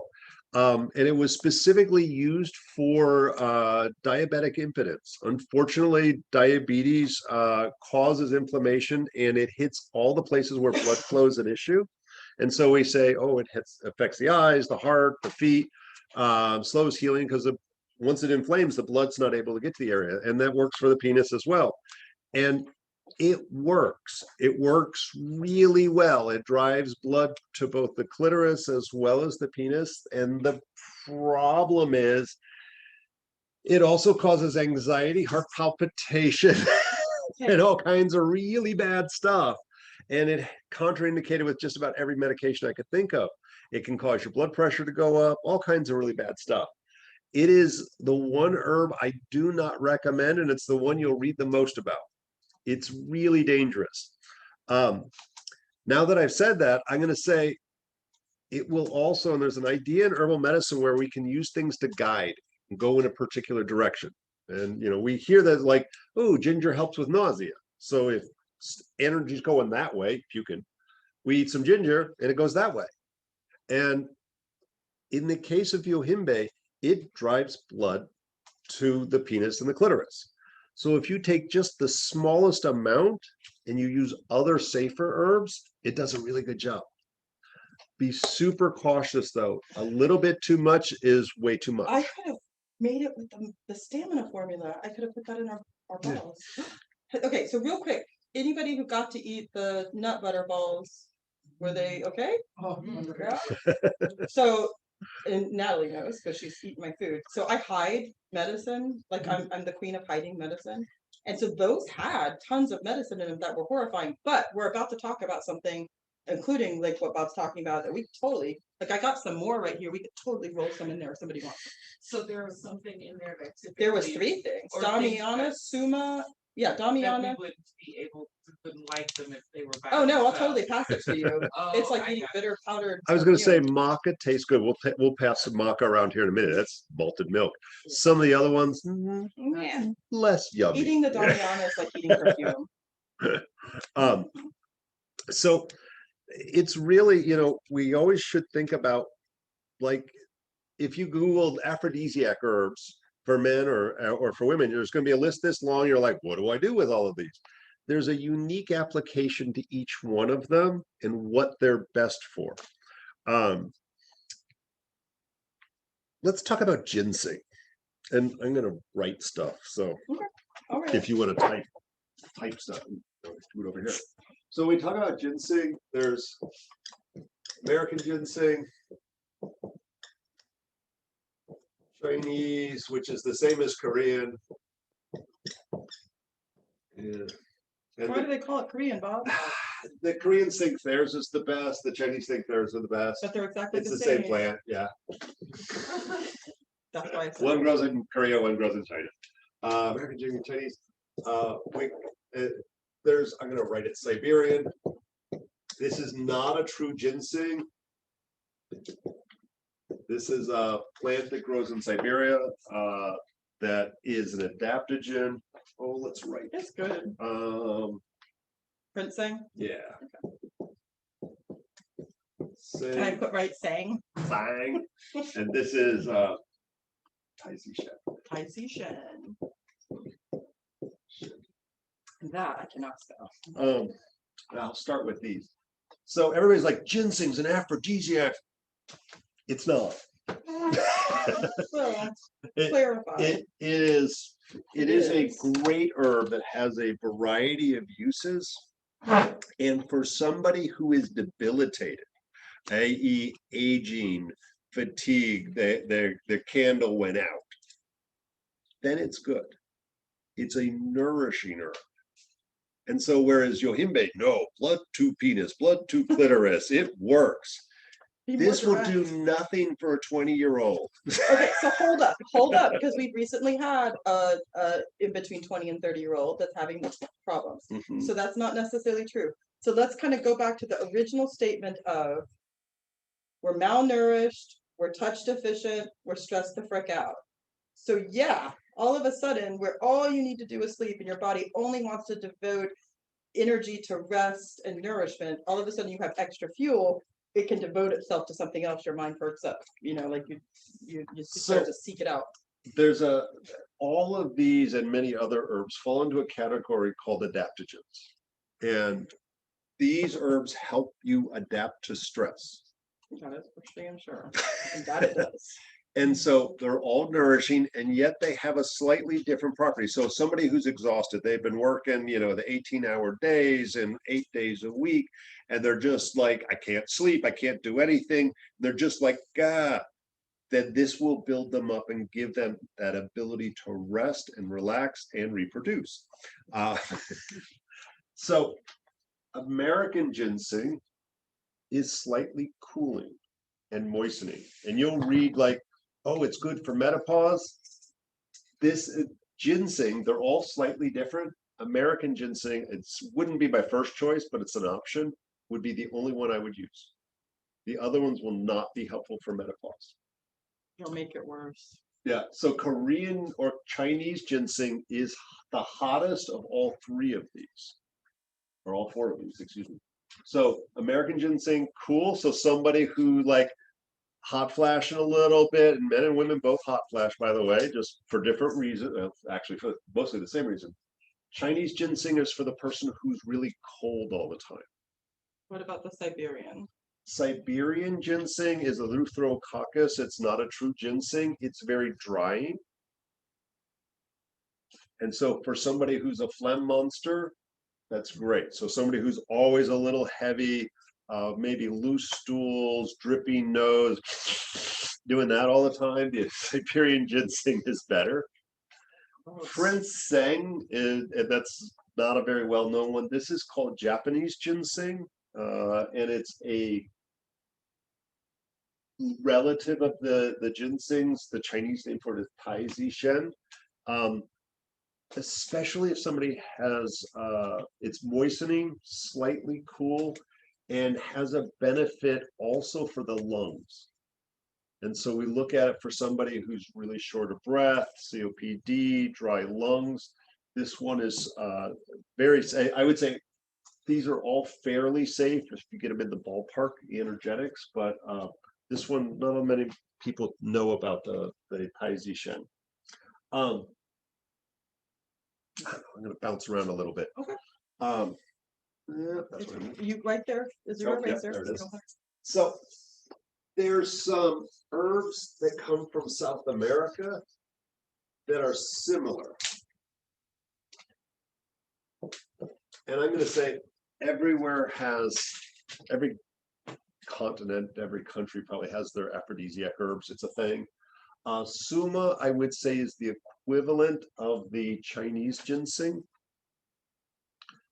and maybe a little better.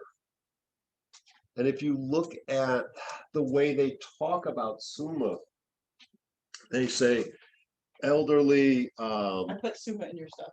Yeah. So Suma is for infertility for women, especially as they start to get, a little older. Reproductive ability is going down a little bit for men, where erectile function's going down. Achy, arthritis. It's this person who's just like everything hurts, the low back. Suma is considered just to, straighten people up. And it's a small tree, if I remember right. Oh, I almost forgot Katapa. Does it grow here? I think it would. I do too. Uh, I was going to argue with you. I think it would. so, In all reality, Natalie, these are usually tropical things. yeah, they all come from the Amazon. It's phonetic, BA, right? Yep. No. Oh, it Yeah. is wa. Wa. Yeah. You're right. Wa. Yeah. I had it on here. It's on here somewhere. There we are. I know I'm doing that wrong. Catawba No, it was same deal though. Same sound. is very similar to Suma, but it's hotter. So think it's the hottest of the three, and a little bit more stimulating, that you have to watch out for insomnia with that. It was good with the wine. Balances it out. That's right. You think Anybody knows which ones grow here? Where's our Florida excitement herbs? I can't. What does? Catawba. Mm-hmm. I think Catawba grow on the eastern seaboard somewhere. Really? It's not native here. I've seen it grow. Even I think it was in Europe. Oh no, different, same name, different Oh, plant. yeah, there you go. So Anybody know? Oops, Does sorry. anybody know who that is, what that is? This is a invasive plant, and I don't know if it's native We'll or teach you how not. to cast a spell with it. Yeah. So this is dodder seed. It's for sex and love, so. This is also a Chinese herb. It grows all over. It's a tropic, subtropic, parasitic vine. It's a Chinese herb. So we use the seed in Chinese medicine.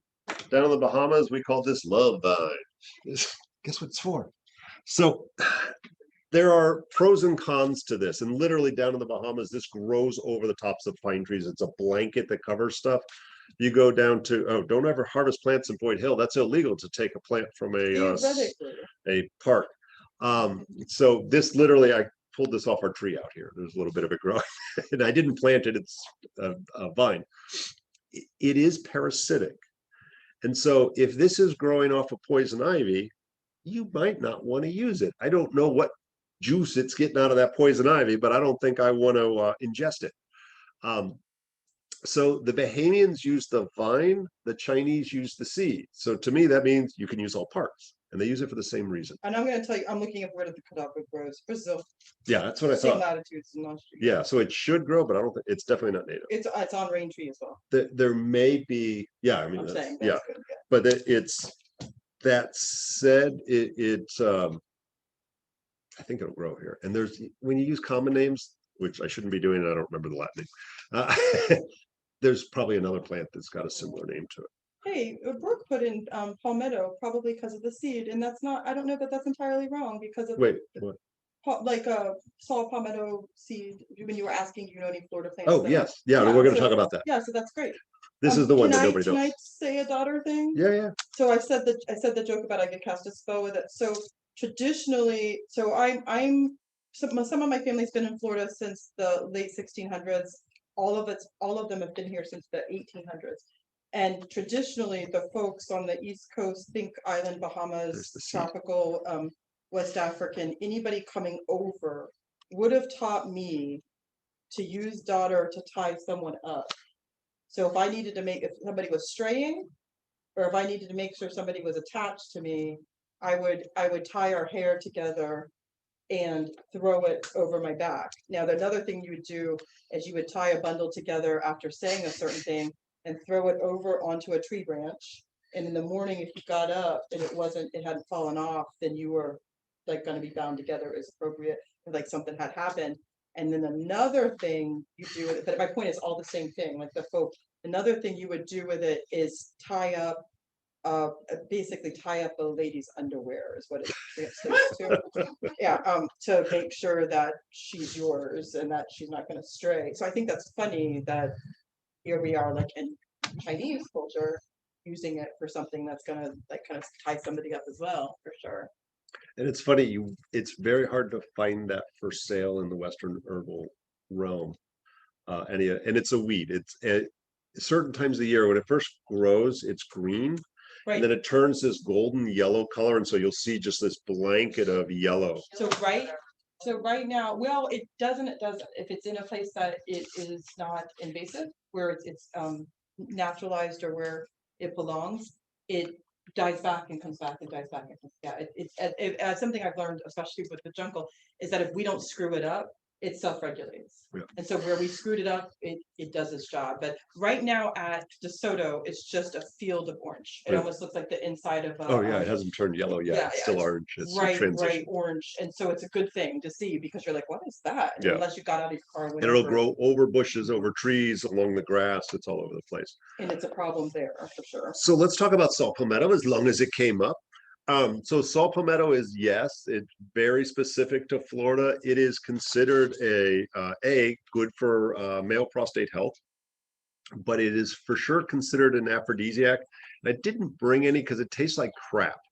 If you can imagine rotten fermented soap, if you ate that, that's the best description. So that's good medicine. And it's funny.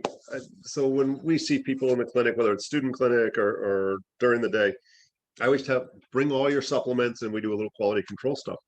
And so I don't know every brand. I know some of them. And so the best way to tell whether your supplement's any good is to take a capsule out, open it up and taste it. And if you go and taste saw palmetto out of a capsule that guys are using for prostate health, but we'll talk more about that in a second. If you taste it and you're like, ooh, no it's good. crap. Yeah. Throw it away. It's garbage. It used to be you could go harvest saw palmetto. You now need a permit on anything other than your own private land, as far as I know, because it's been over harvested, because it's such an effective herb. What it does, and it's not unique to men, women can use it as well, and in specific cases primarily. It's not that it increases testosterone, although there's some question that it may have some building blocks for testosterone. It actually helps with the clearance of the used up testosterone, the dehydrotestosterone. So we got free testosterone, then we got testosterone that's starting to be used by the body. If we don't process it out, then the prostate swells. We also get baldness, hair thinning, and the time women could use that at any time, but it's very specific for PCOS, polycystic ovarian syndrome, because one of the symptoms of PCOS is an elevated testosterone. We'll oftentimes get extra, some of those male sexual characteristics, extra body hair, sometimes weight gain. And so by utilizing saw palmetto, we can actually reduce the women's body doesn't process it out quite as well. And we can reduce some of that hair thinning and some of the other problems that come with the PCOS. Is it the berry? Yes, the berry. Yeah, usually they're green, and just as they're starting to turn black, I think I have some. they're ripe. They're They're gross. disgusting. And actually, I was going to say it's the berry, but then you got to break the nut out of it. So there's a Is the nut or the shell the around? nut is the actual good shit. Ah. Yeah, and it's gross. Yeah, It's rancid. yeah. That's how you know you At got the the very right thing. at the very least. What other fun ones do we have here in Florida? So somewhere on here is goji berries, and this is a famous one in the Chinese.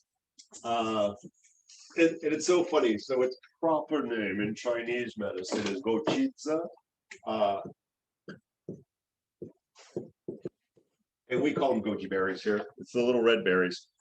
I remember when I was at acupuncture school, and there was a guy in my class who was from Macau, and we started learning about him, and they were passing the goji berry. He got so excited. He was like, "Oh, I'm going to put these in vodka, and they're going to swell up, and this is like the most potent aphrodisiac in the whole world." And he's like, "All you got to do is eat one of those berries." I'm like, "You sure it's not the vodka?" Because I've eaten a lot of goji berries. They're in every little protein bar. They're not all that.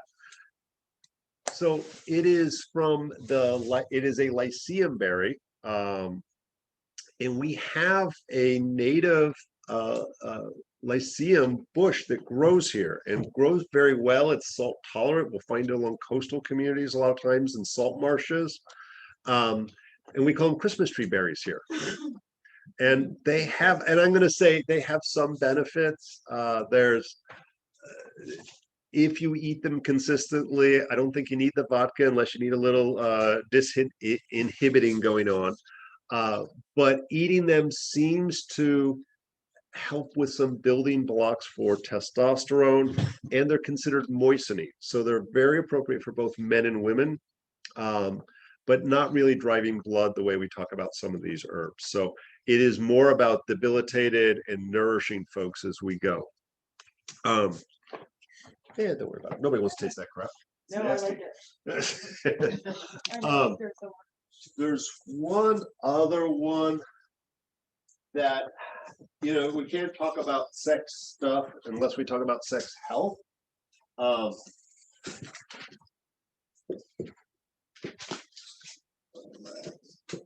And spa means all the different species. It doesn't matter.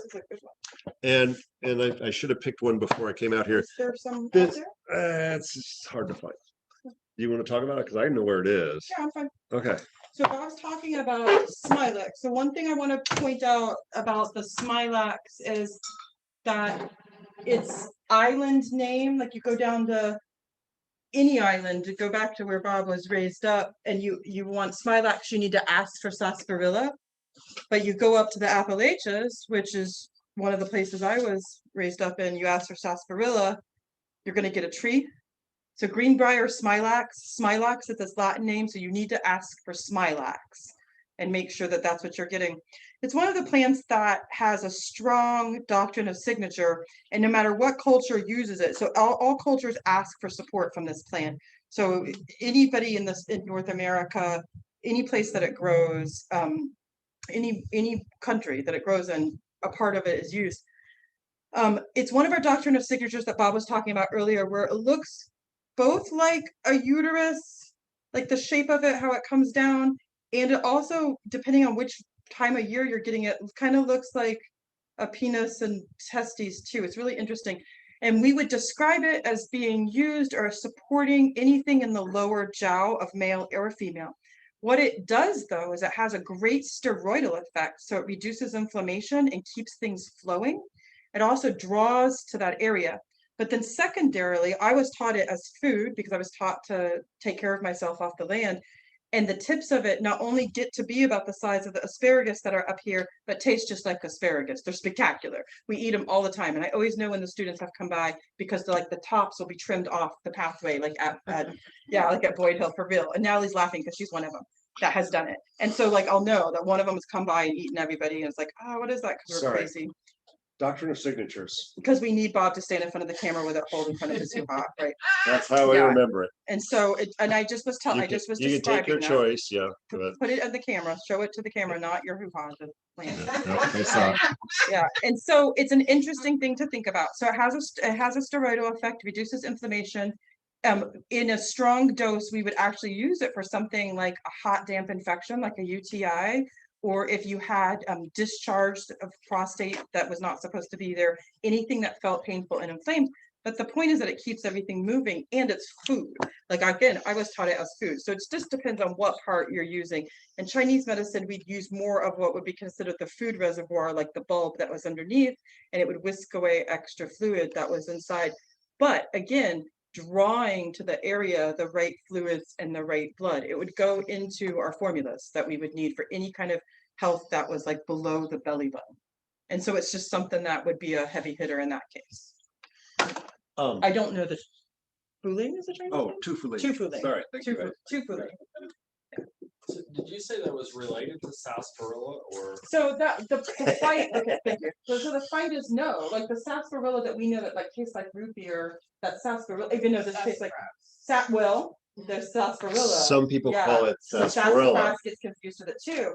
So no, you go up into the Appalachians, we're looking at a tree. There's 3 plants that are a called bush. sarsaparilla. And so you have to be careful. Now, the irony of all of it is those reduce inflammation too. And so it's this fight about like where, but you can't go to any of the islands and ask for smilax. You have to ask for sarsaparilla. And so it's an interesting thing because we would also make a drink out. It does taste root beery, the root of it. And so one is a climbing vine that's the scourge of everybody in Florida that just gets all over everything and has thorns sometimes. And the other one is a tree that smells like root beer and like sassafras. Yeah, and so it's important to know a little tiny bit of Latin that you always ask for smilax instead. Even though you'd have really good, like it would taste good to use it, and it would work somewhat because it also is very energetic and moves things that are stuck and has a steroidal effect. So even though it's clearly not the same plant. So there's a couple of other herbs I want to talk about. Make sure we cover them. These are the kind of nerdy fights we have at Herbal. Oh God, yes, we spend hours and hours Discussing going the back with a validity bunch of one them people. calling us Yeah. something ethno-body. Yeah. And so it's so ridiculous. So let's talk about passion flower. Oh, Passiflora Passion flower. incarnata. yeah, I put a little passion flower in this. Oh, nice. So passion flower has nothing to do with sex. It has nothing to do with passion. It's the passion of Christ. It looks like the crown of thorns. That's what the flower looks like. So we use all parts, the leaf and the flower. The flower's pretty. Aren't you going to contradict yourself by saying, yes, use it for sex? Yeah, I'm getting there. So what it's best for, because it does belong in certain aphrodisiac formulas. For folks who can't be present, like their brain is either off in 6 different places, or they're like, oh my God, am I doing it right? That those folks, it's for that circular thinking. And it is a cause of impotence for both men and women. So orgasm will not happen if your brain isn't sitting there just having a good time. one of the, sorry, I'm giving away all my best class stories here. So one of, and it's harder now because they don't have the lick on stamps, but there was the stamp test. And Renee's laughing because she knows what I'm going to say. The lick on stamp. So it is not uncommon, and I hate to say it, I think I've had 22-year-olds coming to me for impotence. Yeah. And like, no 22-year-old guy should have impotence unless there's been physical damage. Yeah. And it's anxiety usually. And I see at all ages, and I think it happens for men as they age as well, because shit happens. That they Stress got of the dehydrated, business. they got stressed out, they Married had for one 20 drink years and too now long, God. and Yeah. all of a sudden they can't perform. And now they're afraid the next time it's not going to work again. Mhm. And then all of a sudden, that's the thinking. And so the way to tell, is it a low testosterone? Is it diabetes? Is it, is there a reason why my blood is not flowing to the penis? Is it is normal to have an erection at night for guys. And so the stamp test is when the penis is flaccid, you put the stamps around it. And then in the morning you wake up and the stamps are broken open, then your junk works fine. It's your brain that's in the way. And that's when you use the passion flower. The other way and I hate to say it, this is the way I ask my patients this is, and it's not a polite way to say it, but I always say, does it work while you're by yourself? In other words, if you're masturbating, then you don't worry about if you're doing it right or not, because you're doing it right for yourself. And it allows people to admit to, yeah, it works fine then, that we know it's more an anxiety kind of state. Because most people, it works fine. As long as all the parts are there, then it works fine when they're by themselves. We get with a partner and all of a sudden we have anxiety and then all of a sudden it doesn't work. So we can ask that more politely that way, rather, what is it? 98% of all men masturbate, and all the people who are saying that don't, or that 2%. And for women, it was for a long time not socially acceptable, although it happened. And so I think women are just fessing up to it now. I don't know if the number's gotten quite as high, but there's still enough societal norms that probably keep people from having fun by themselves as well. But it's a good way to determine what is the best plant for you. Yeah. And so passion flower for folks who are having a hard time relaxing and being present in the moment, it's very appropriate. Passion fruit, and you can get, so there's different species. Passion flower incarnata is the herb of commerce and is the best one. It produces fruit, but it's harder to get. If any of you have like, oh my God, I'm giving away my passion fruit, I've got like hundreds of them. That's a different species. That's Passiflora edibilis. The fruit of that, which is sweet and sour, so good for women especially, has the same property, but a little bit more gentle. So that can be dessert. Works really good. The description that I gave you earlier with making the coconut dessert with passion flower, would be 'cause I really made that good with for that, vegan cooking. I do a cooking class with the passion flower. It's ridiculous. Like, it's just crazy good. It's so sour and creamy and lovely and just so freaking good. Passion fruit. Yeah, the passion fruit. And really, incarnata is native here. Edibilis is not native to Florida, but grows like gangbusters. I'm super happy. Sorry, Yeah. I got confused with the difference. So there's passion fruit, Yes. like the kind that you would get like the market. Yeah. That is good. Yeah. Yeah. And so And then the passion leaf flora and flower. of incarnata. So incarnata is the one that's got a really beautiful purple flower with some white attached to it. The edibilis can be several different colors, including white and pink. And the edibilis has like hand-sized fruit in it. And it's not the herb of commerce for medicine because it's not super strong. And we use this medicine for really intense things like muscle pain and issues about anxiety and worry. And so we want the strongest one possible for the medicine. But what Bob's saying is right. Like, I have a lot of jungle stories, and when we're in the highlands and the jungles, in between we stay with nuns, and the nuns take care of us and they know who we are. And I am always in boots and dirty clothes and loud and American in all aspects and trying not to be. They chase me with it. They make me juice in the morning. It's super funny. Because it can be sedative if you do a lot. So they're like, yeah. So they're running after Chill me. her out. They are. And they always like Sister Blanca's like, oh, it's you. Like when she's like, oh, and so out that night at dinner, it's like a picture. She's like, oh, when I finally arrive, they chase me with it because it's tile floor and this beautiful monastery and sweet and kind and quiet, what you'd expect. And it's just so my point is it works enough for the nuns to know to chase me with it. And so the fruit is magnificent. It will not make you sedated. It will just chill everything out. It stops circular thinking. So it's important. So let's talk some specific women's stuff. All of these are good for dudes. Shatavari, which is a type of asparagus root. Like, yay, we all eat yummy asparagus. The stuff under the ground is great medicine. It is not to say guys can't eat it. Like there's definitely appropriateness, not just as a sexual tonic, but for a tonic in general. But the shatavari is specifically a woman's herb. It's considered to be slightly cooling and moistening. I have a question about that for you. And helps to balance hormones. Do you think that that's a woman's herb? Yes, I give it to dudes for other reasons. So cooling and moistening. But you do understand. It's specific to the liver. You think that's a woman's herb. So you know that those two fat books right there. Yeah, and I that give one it right crap. there. Yeah, it's an adaptogen for everybody, whatever. So it's not specific for that. But when we look at shatavari, I consider that the same as the Chinese herb tianmendong, which is definitely ubiquitous. We use it to cool and nourish the liver. All right, I'm just respectfully disagreeing with everything That's that you okay. just said that it's for everybody, Yes, that it can be used for everybody. It is not specifically for women. it is much more. Yeah, you're not going to grow breasts in a guy if you give it to him, but it is an adaptogen that is geared towards women because of the moistening nature of it.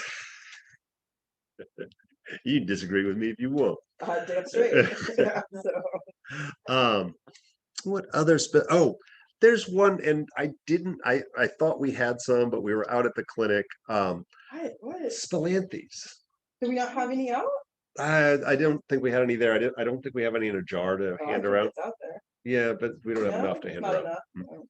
So spilanthes is also known as toothache I plant. probably have it. If you got it dried, that would work. Yeah, okay. So spilanthes is fast. You can grow it here. It's not native, but you can grow it here fine. It's an annual. Here, you tell about the badge. Yep. Yeah. So we know it's very numbing, and it's a solilogogue. Say that 3 times fast. And don't ask me to spell it because I don't know how. Solilogogues generate fluids in your mouth, in your nose, wherever. If you eat it, not only will you get a weird numbing pop rocks kind of thing in your mouth, you will start to salivate and your nose will start to run. And that's all we knew it to do. And then we started to work with it, and we were getting reports that it was also creating all of your mucous membranes to start to increase moisture. So it helped to generate vaginal fluids as well. And vaginal dryness is a major issue, especially as women are approaching menopause. So we got asked by an acupuncturist up north who was doing vaginal steams, yoni steams, or a couple of different names for it. And she didn't like the one she was buying from just who are the distributors, and asked if we could create one. And it's horrifying. If you want a good chuckle, there's a YouTube video out there from about 20 years ago that I did. I was doing expertvillage.com. We were producing hundreds of videos, and so they wanted a vaginal steam. And I was like, fine, I'll give you the poor man's vaginal steam. We were crying. We were laughing so hard because literally we just took some herbs with some hot water, threw it in the toilet, threw a towel over and said, there you go. And you can see the director drop trowel and in the bathroom stall. It was sad thing. So now they have fancy thrones, and it's this beautiful, loving experience. So we were asked to produce a number of, I think we ended up doing 7 different yoni steams. And then she had a very large gay clientele, and she wanted a butt steam too. I think we came up with a better name than that, but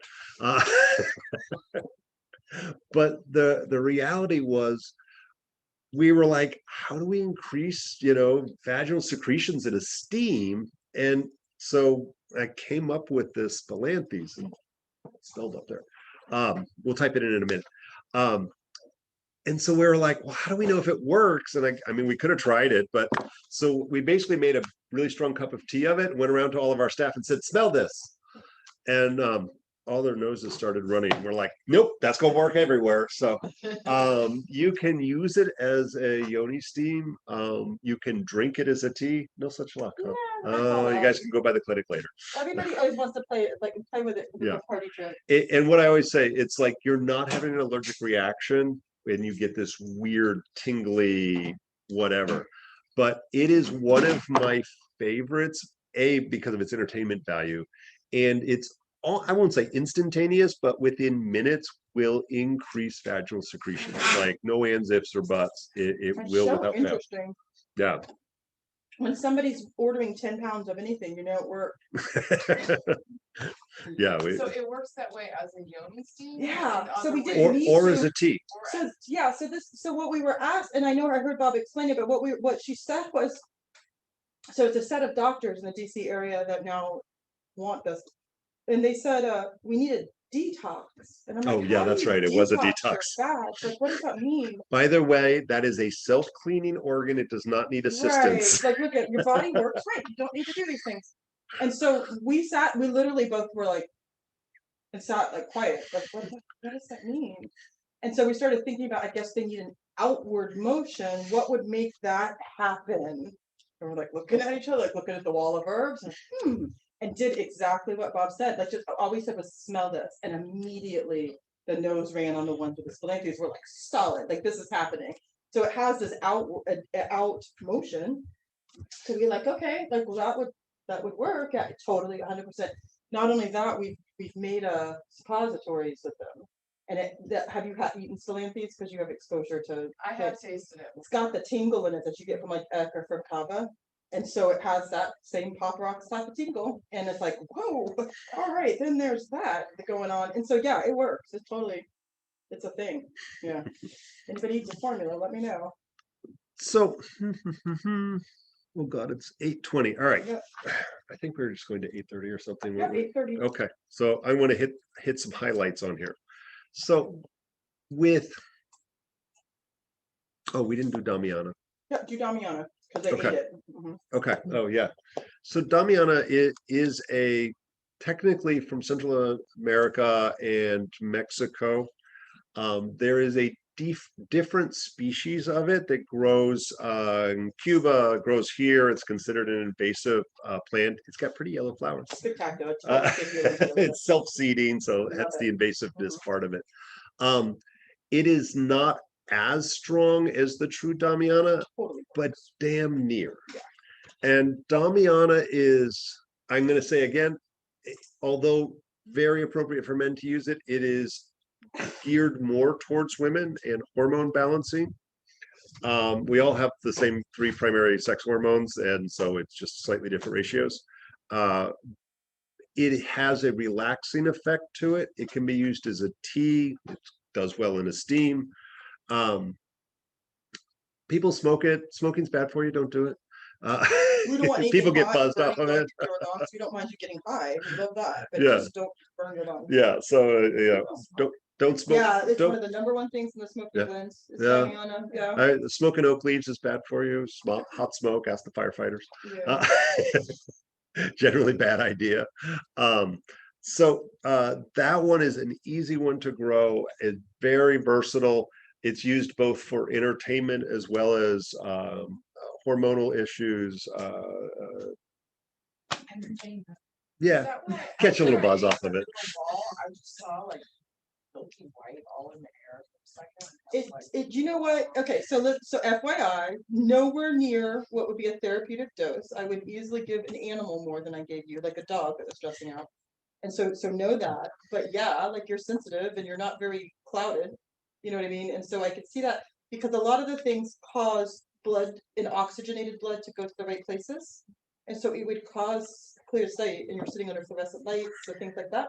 Also, if you guys are here, you're interested in some kind of holistic healing in some way or nature. So you're sitting Or in a hoarding. room full of people who are trying to elevate their energy and their light as well. So that would be another bright light to the side of coming in.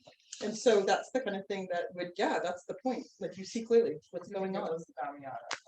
I think that all of it is correct. Yeah. Yeah, like absolutely. It's very The mild, but passion. it's noticeable. And I'll tell you, I'm a little heavy-handed on the Dami. Like I make an infused honey that never, like it doesn't, it's Damiana, Blue Lotus, and Rose, and we can't keep it, like it's gone in a day.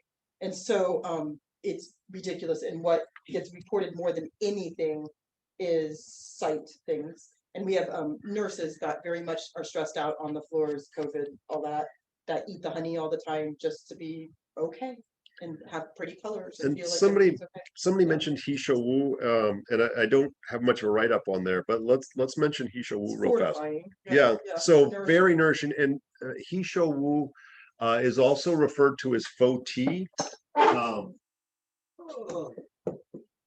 which is actually kind of derogatory slang term. Some folks in Hawaii tried to make a buck off of it. So Hisho Wu translated, Chinese herb, Mr. He's black hair is the way it translates.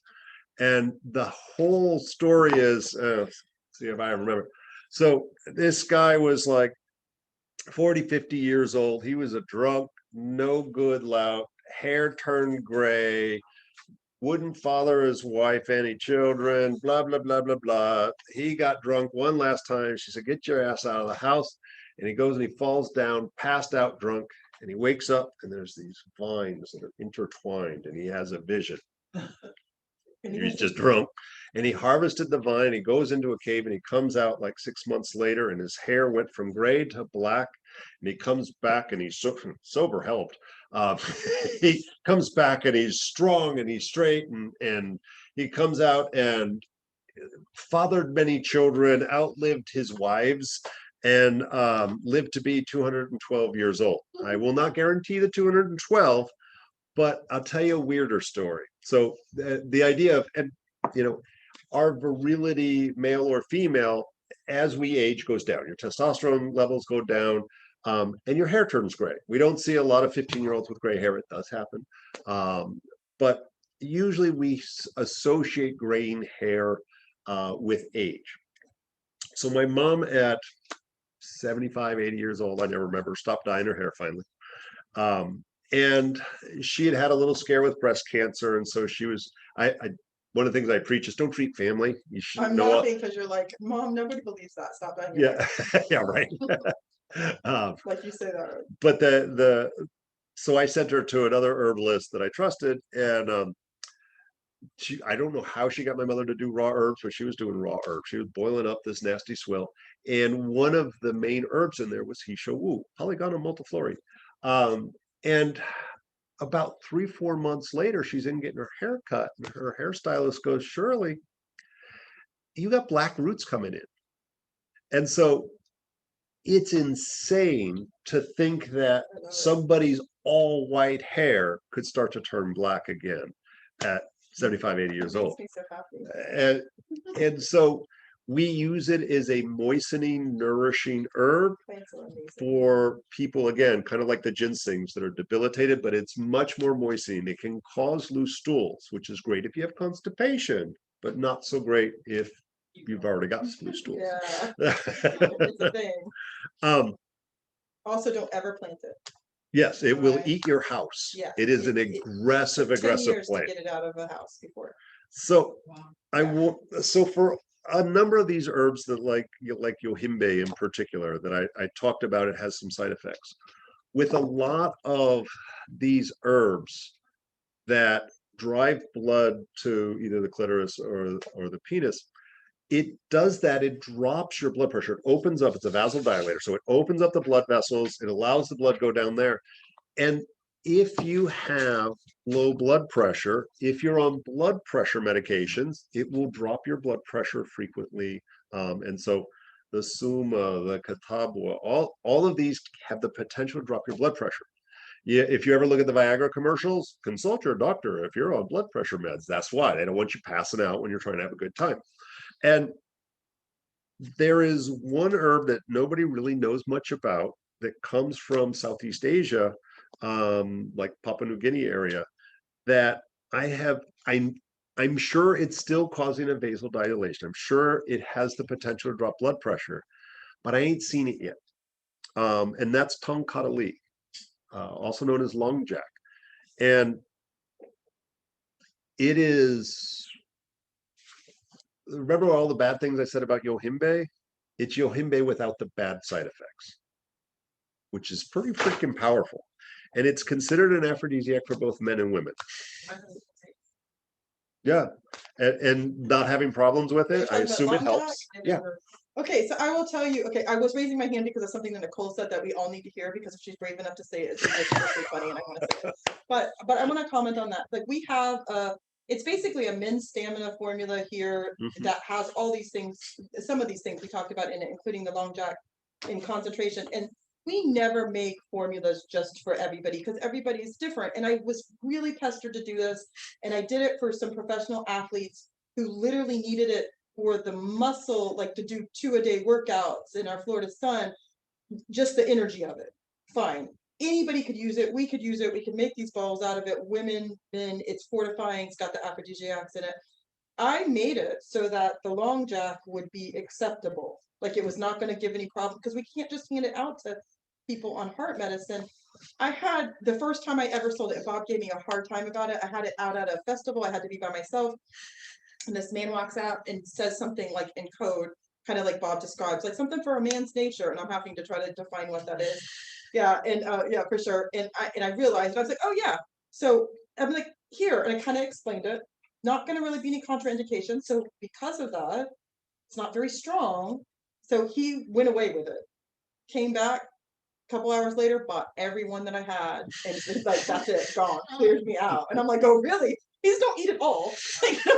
Like, do I need your, like, give me your med list real quick. Like, don't eat it all. But my point is, I've had that been replayed. This was years and years and years ago. So I agree. I think it's a really like viable answer for sure.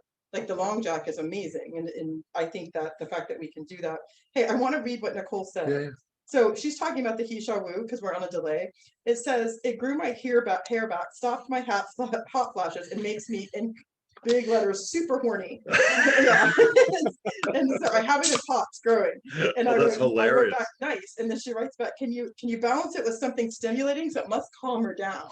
And so we could put it with something, anything stimulating that doesn't have an opposite energetic, to help it.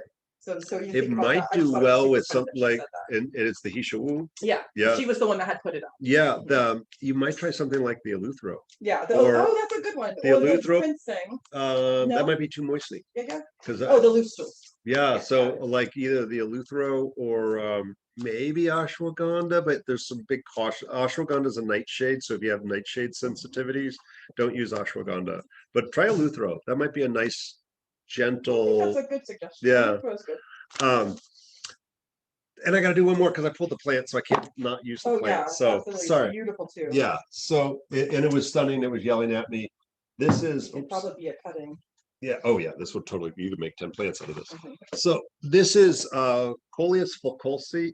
No, I never say it right. Fulculsi is the way how I always say it. And it's so funny. I've grown this for years in pots, and it's only recently I put it into the ground and kind of let it go. And I'd never had a flower before. And it's just obviously beautiful. This thing's like 6 foot high out in the back here. And this is an Ayurvedic herb that we use the root, not the aerial parts, but obviously I'm eating the aerial parts. I don't know, you want to throw a leaf at What's it folks? called now? Coleus, I wrote it up there. Oops, I destroyed the seed. Coleus fulculsi. Yeah. And its Ayurvedic name is Makandi.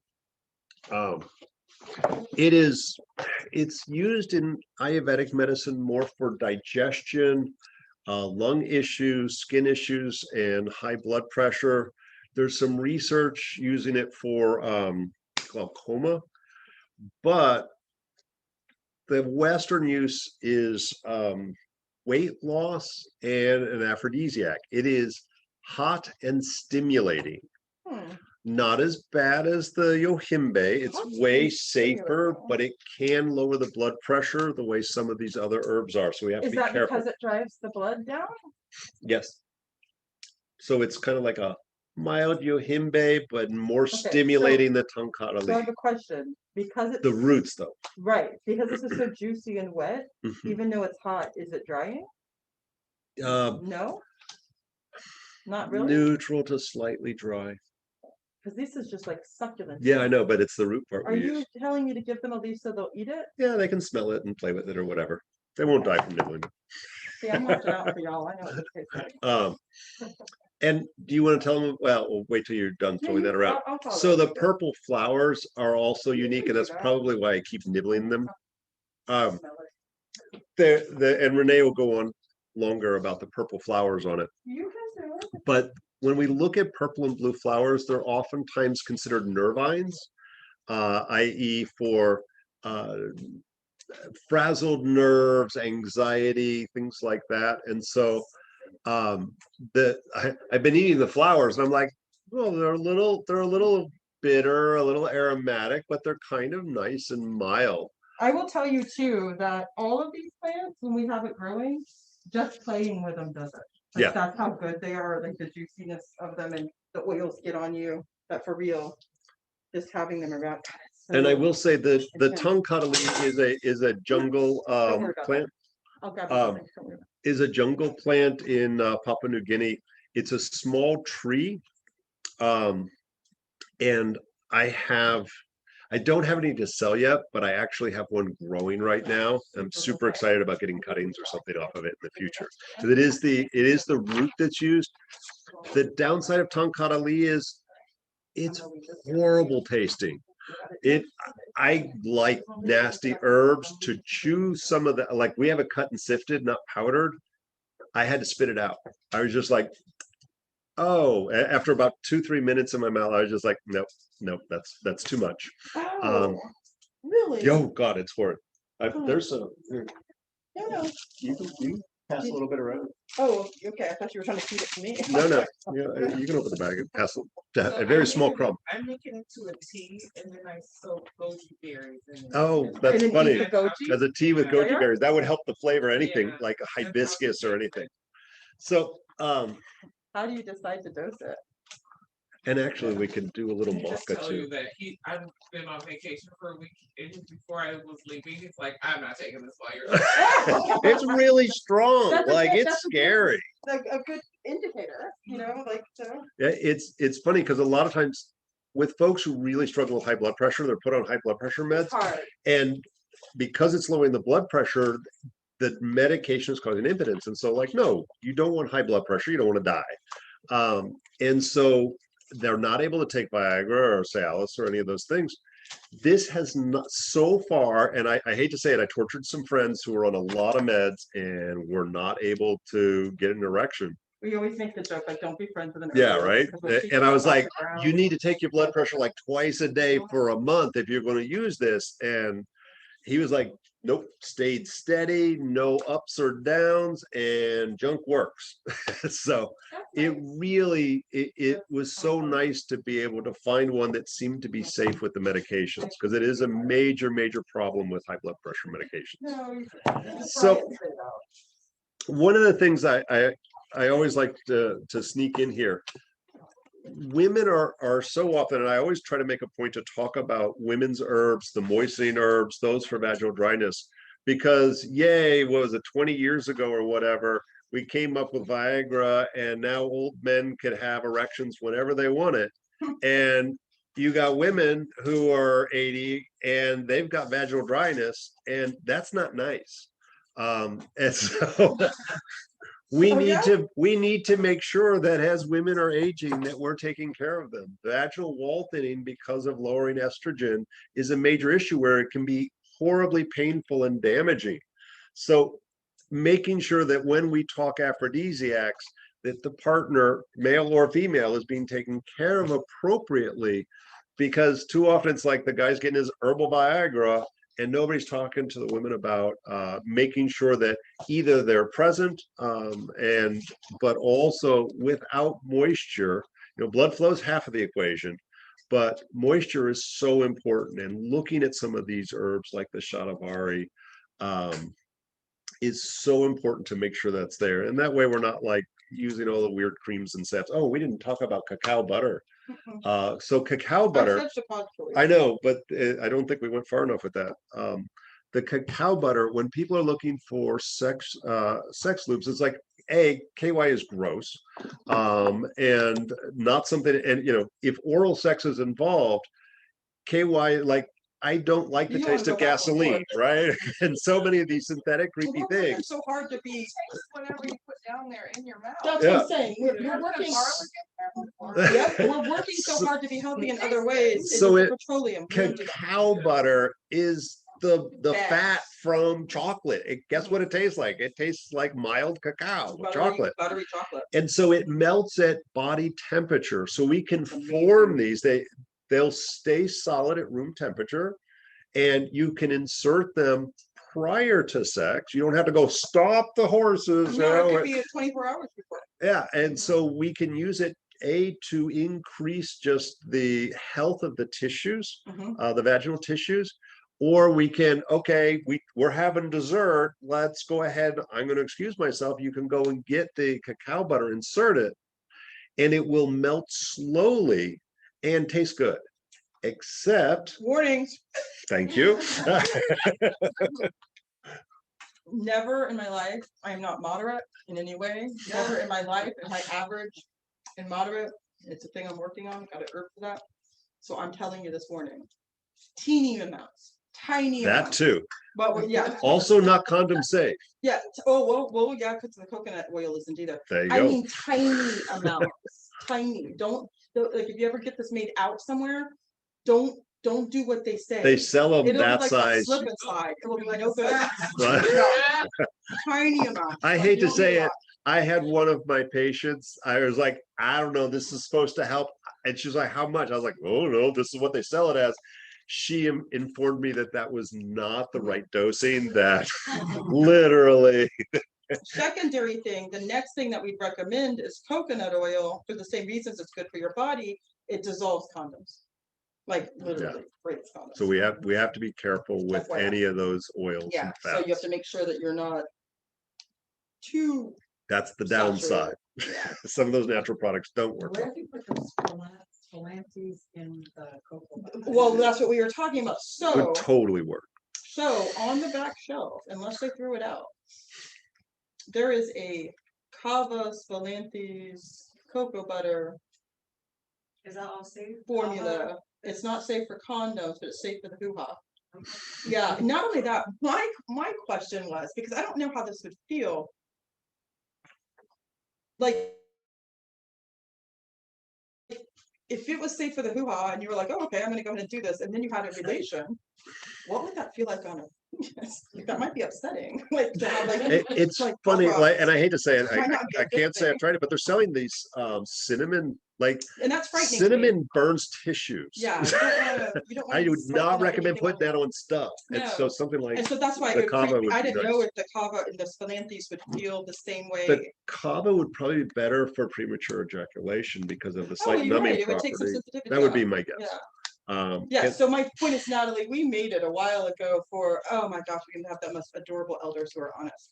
We had an 8-year-old woman came in that was basically partying down and like, look, dude, she was saying to us that she needs to turn back into her 20 self, that she'd give us anything that we got. And so we made her a bunch of stuff, like we kept up in the ante on it all. And for some of you, like the whole herb thing and energetics, all the crazy talk that we just said is kind of new.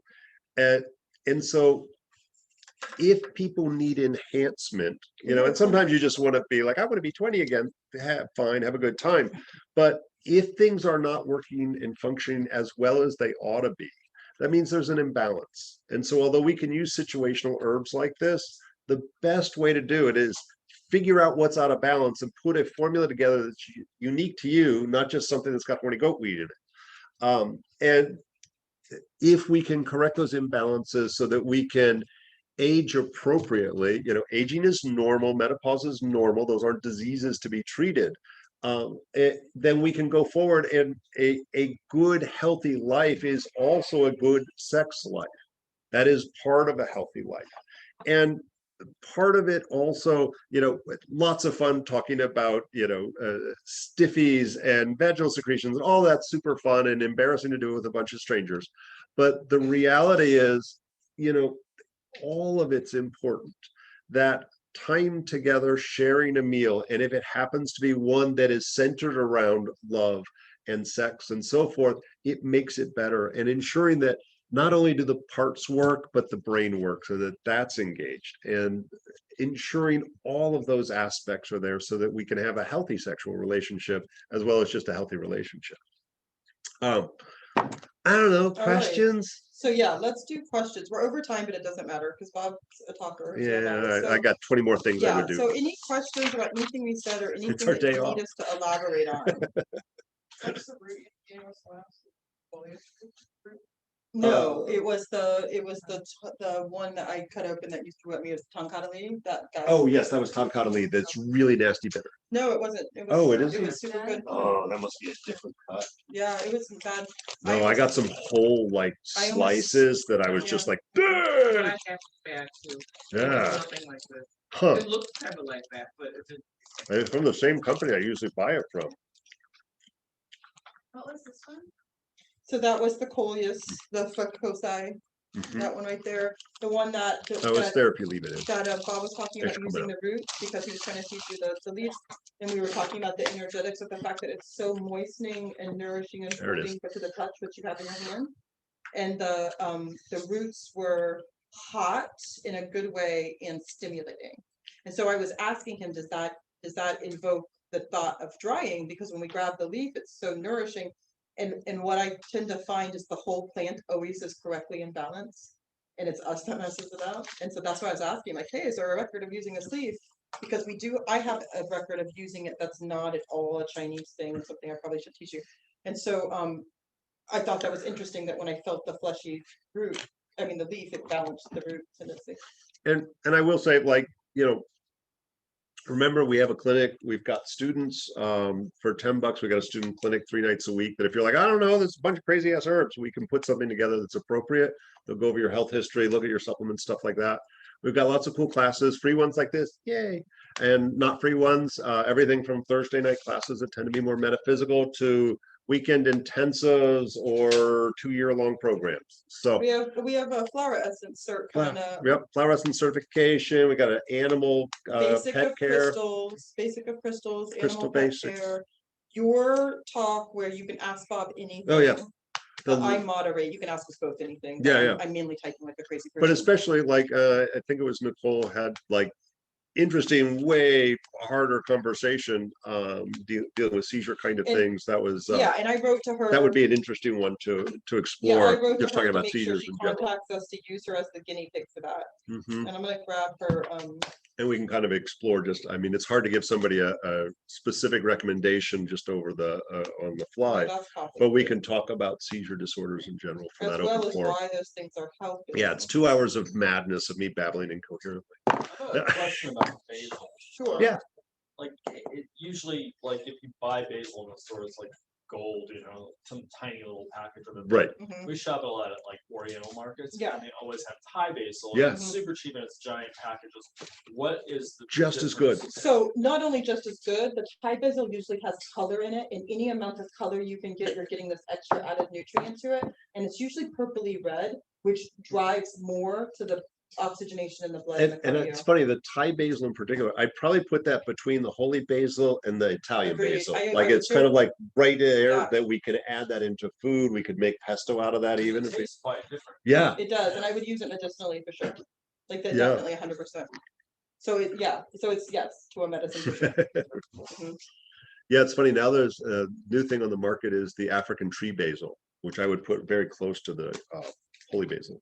Really quick question. You guys said coconut oil dissolves condoms, but the cacao butter. Does as well. Okay, so I will So tell coconut butter and really any of your oils can dissolve condoms. Yeah, which I should be like. I know, because I hate to say it, we've had some friends who've had some problems and they like, I don't understand why it keeps breaking. And I'm like, it took us a while to figure that out. And so, yeah, it was an issue, and it's funny because, again, we're good experiments because we're trying to do everything as natural as possible. And after you have many of these weekends with us, when you're with me all weekend saying rude things about vaginas and penises, your bar of acceptable questioning and telling moves. And so we're really willing to tell you because we want everybody to be okay. And lots of red moon tint in women's health, and people aren't taught to touch their bodies anymore type of thing. And so, yeah, I'll answer you anything, because if I'm not going to answer you, who is? Like, we don't have our community anymore the way we would have. And so, yes, it's a thing that we figured out when we kept having these mishaps of broken condoms. I'm like, well, what are you guys doing? Like, size up. Like, what are you doing with said condom? Like, what's happening? Like, I was really very frank about, like, look, I know him, and I think that you're good. Like, you got the right size. Like, what's happening? And then we like deduction, Finally we figured figured that it out. out. Yeah, that we're like, oh no. And so we started asking everybody. So I've had more with the coconut oil than not. And I have more allergic reactions with the coconut oil. We have itching and skin issues with it. Yeah. Yeah, the cacao is Yeah. so much better. Less issues with Thousand different with reasons. the cocoa butter. Yeah, for Yeah. sure. Absolutely.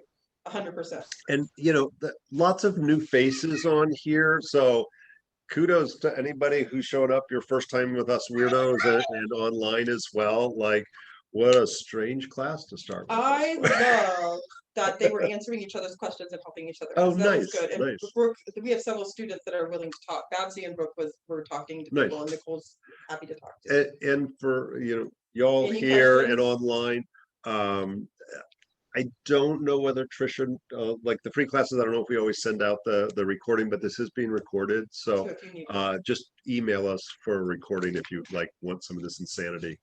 We're happy to send it out to you. Is that the non-latex condoms as well? There may be I some was- exceptions to that, because there are some like polycarbon that I'm not sure about. I will tell you that mine was non-latex. Okay. That was the coconut one. That was the. So I put out that general condom warning of like, I don't know, Now after we that. ask everybody like this is our No, I appreciate that. Yeah. So now we're always talking to everyone about it, like, hey, what do you use? Yeah, because now we're freaked out about it a little Yeah, bit. right. What was your question? I wrote down, I don't think this is the right word when you're talking about figs, nutritious, but I don't think that was the word. So Nutritive. So Yeah. so for me, for Same figs, it's a quintessential breaking the fast of so Yeah, it's when you were talking yeah about that. so it's one of the dates are two, but it's the quintessential breaking the fast because it's considered to be, it's kind of like the cacao pot. It's considered to be all encompassing. Like, it's got the seeds, it's got the juice, it's got the sugar, it's got the fiber, it's got, like, this is it. Like, if you only had a fig, if you only eat figs, like off a fig tree, you would be okay. All the places in the world that grow figs naturally, again, the monkeys fight for them. Secondary to both those things, the cacao and the figs, because I talked about the monkeys, they will strong arm wrestle you for them if they're fermented. They will get drunk off of them, like crazy drunk monkeys, and they will fight you for them. Like, they want the drunk ones. They purposely knock them off. They know to let them sit. They go back and sniff them and then walk away. They'll come back in a couple of days. So my point is, like, monkey party. Yeah, like everybody wants them to party. That's the sustenance. So anytime and anywhere that we have fig trees natural, there's tomes written about them. There's religious aspects written about them of being like an elevated, keeping you alive. All right, let's let our people Yeah. go. You can stay and ask Total- I would questions. use total. We have some of the herbs. If not, all of these are at the clinic at 2520 Central. Come by, ask for herb stuff. Okay, so I'm gonna. Thank you all. I'm Have a gonna text- happy Valentine's Day. Hey, Bob, will you rattle off the clinic phone number for me? 727-551-0857. Thank you, Bob. You're welcome. Thank you so much, you guys. If you have any questions, let us know. We're on a delay, so I leave it up for a few minutes as everybody is signing off. So if you need something, throw it up there. We won't throw I'll you out. wait. Where's the comp? Do we have a composting out? Yeah, here you go. Thank you. Yes, we have a double compost pile out there. Yeah, we have a. Yeah, if anybody's Pretty got strong That is what everybody was asking. And the fact of the matter is, not really. So there's two ethically, in quotation marks, ethically sourced ones that you can get at Rolling Oats. So you're from around here? I'm pretty sure we have cacao butter. We have, okay, so we have it at the clinic. We have cacao butter at the clinic, and if we have anything, we sort it out. Okay. But no, I try to bring it back from, you want a bag? Yeah, I'll find one. Okay, I try to, Have that for it dinner. is hard to find. Yeah. And so if it's edible, organic, and ethically harvested and purified in some way, then it should be fine. Because rural oak uses like Jason, and it's pretty. Bye. No, they have 2 brands now that are Really? correct. Yeah, it's correct. It's not Jason's. It's in the edible area. If you Okay. can eat it, then Yeah. you can put it in your hula. Yeah. Yeah, and so, yeah. And so my point is, I can get it at the clinic. yes, so Somewhere you there. call this, we won't have to write it. Anybody wants more chocolate, help yourself. Oh, okay, then yeah, then definitely, Okay, I saw you definitely. Get it. during the student academic clinic. Oh, And we'll And I make you hadn't something gotten too, my like, so if period. you want it, because we have to have God. suppository. Oh. So whether that's coincidence or not, but I think with the, there. Yeah, So we take credit for all. Philanthropy. Yeah, Yeah, yeah, two the things all there. the good stuff. all the good I got a weird question about sarsaparilla. Thank you. You're welcome. I recall many years ago, because I was raised by my grandparents, and they used to go to like soda fountains and they would Very- have sarsaparilla. Yeah, And I recall many years ago, them, like, there used to be one on Madeira Beach. Oh, It I used to could be totally an see that, old like a like soda general fountain. store. Yeah, that was like a a- Really? soda fountain I could totally. when see I that. was a kid. And I remember reading or hearing that they actually weren't allowed to give you real sarsaparilla because it Mhm. was carcinogenic. The I was gonna say, He's trying to say that about Yeah. the heart. sassafras, I was gonna but- say sassafras, it's Right, saffron. yeah, so At some the point, they said saffron. it was carcinogenic. Well, Yeah. the problem is twofold on the processing and the harvesting, whether they're harvesting the right thing and then the processing Well, of like the oil. Even gas. more so, the testing was done with saffron, not the plant. And that was my secondary thing I was gonna those say. rats. Again. Yeah, they tortured all the Yeah, rats, so the yeah. next thing is that if we make an extract of anything, not exaggerating, like anything's right. carcinogenic. It's Sure, if we eat yeah, the oil, Yeah, like the the oil. chemical Well, is, like they were talking, like back Right. in the day, they were saying that people died from kava, Yes. Right. and Yeah. it was because they were Ridiculous. extracting Right. it with acetone. I was gonna but say, come like- to my herb drug And interaction they were class. getting, 1,000 times the cavalactans, Yep. but also 1,000 times the hepatox. Yes, Mhm. 100%, and that's exactly. Yeah, it. they were doing the Yeah. aerial So parts. in, and blah, blah, blah, originally, yeah. we would have literally had bark peeled off and like right now, if we ever get to go Right. up to the. Make it in We're a always chewing traditional on- way, Yeah, right? it's completely fine, but it's easier than to put an extract into your soda, Oh, yeah, Right. so that's the That makes difference, instead of boiling it down. I can't wait, sorry about that. Handouts, Nothing? yes, Yeah, not a handouts. problem. Oh. And what is your pet clinic or your pet thing, pet health? I'm I'll not, look it and may see be if on the it's calendar out Okay, front. let me Look get you your online, too. handout. Yeah, for sure it's online, but Are these dates? yeah, Yes, you help can have yourself, anything please. that's here, have anything that's here, have We more do of the. not need more sweet stuff in our Okay, fire. so hold on, I'm gonna, this one's, here was, Natalie, oh, these are the extras. There's some up front too. Yeah, where are you from? Maryland. Nice, I'm from Rockville. Oh, really? Yeah. I grew up in Hollywood. I know, right? It's so kind of a certification. Yeah. It's 3 weekends. Yeah. Okay. You Renee? don't have to do all three. You I was can gonna choose say, three. for the Yeah. certification, you So, have to do all so, three. so each one will has a different certification. You match the number, you get hours for a certain level on each one. That Okay. will satisfy that for both Bach and FES. And I'll talk you through that. If you make it through all of them, it's like practitioner and then clinical. And Gotcha. so it does set you up hourly, especially if you turn in the forms, and I help you do it, to be listed on like the FES and Bach websites, even though you don't have their certification, that I satisfy their criteria for you to being an independent practitioner for that. Oh, gotcha. So you can only take one if you, is what I'm saying, you don't have to. So you're doing it in the spring, this Mhm. section. Are you gonna do another one like in the fall? I- So like if I missed one, like Yes, yeah, that's like- not a hard one to do a fill-in one, to do yeah, a fill-in Yeah, one? yeah, yeah. Oh, gotcha. absolutely. Once you go through one, go to the next one, yeah, for Okay. sure.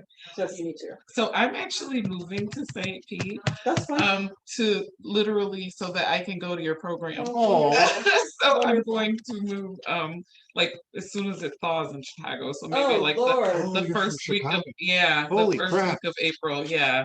So I came to the class like in November. I can't remember. And I was gonna say, yeah, I like, remember in going, what the love, hell are you doing yeah. down here? And I talked my husband into letting me go away to college, so I'm Oh my gonna do God. I love it. this. So I'm That's very amazing. excited. I- But I don't couldn't know figure out you based on lived the in Maine. I was timing like, if I could make the March, but for sure, because I'm gonna move April 1st, I know I can make the April, but I would just need to make up like the weekend could- 1 and weekend You 2. could do it on Zoom. I could do it on Zoom. Yeah, I'll do it on Oh, Zoom. yeah. Oh, great. okay. Yeah. Okay. Oh, well, then that would work wonderfully. Yeah, Awesome. Well, I'll just send you guys an email then. That's perfect. wonderful. Thank you so much. Thank It's you nice guys so seeing you much. again. I'm glad that you're here. Likewise. Have a good Yeah, night. good luck. Going back to the cold. The balmy 80s I'm today. here for another week, thank God. Yeah, you can go to the beach tomorrow if you wanted to. Oh my God. So much food. Okay, we're gonna start to sign off. You Oh, guys. yeah, yeah. All right. I forgot everybody online. Hey, Bye. Brooke. Bye, Brooke. Send us notes if you need anything. And I have the one woman.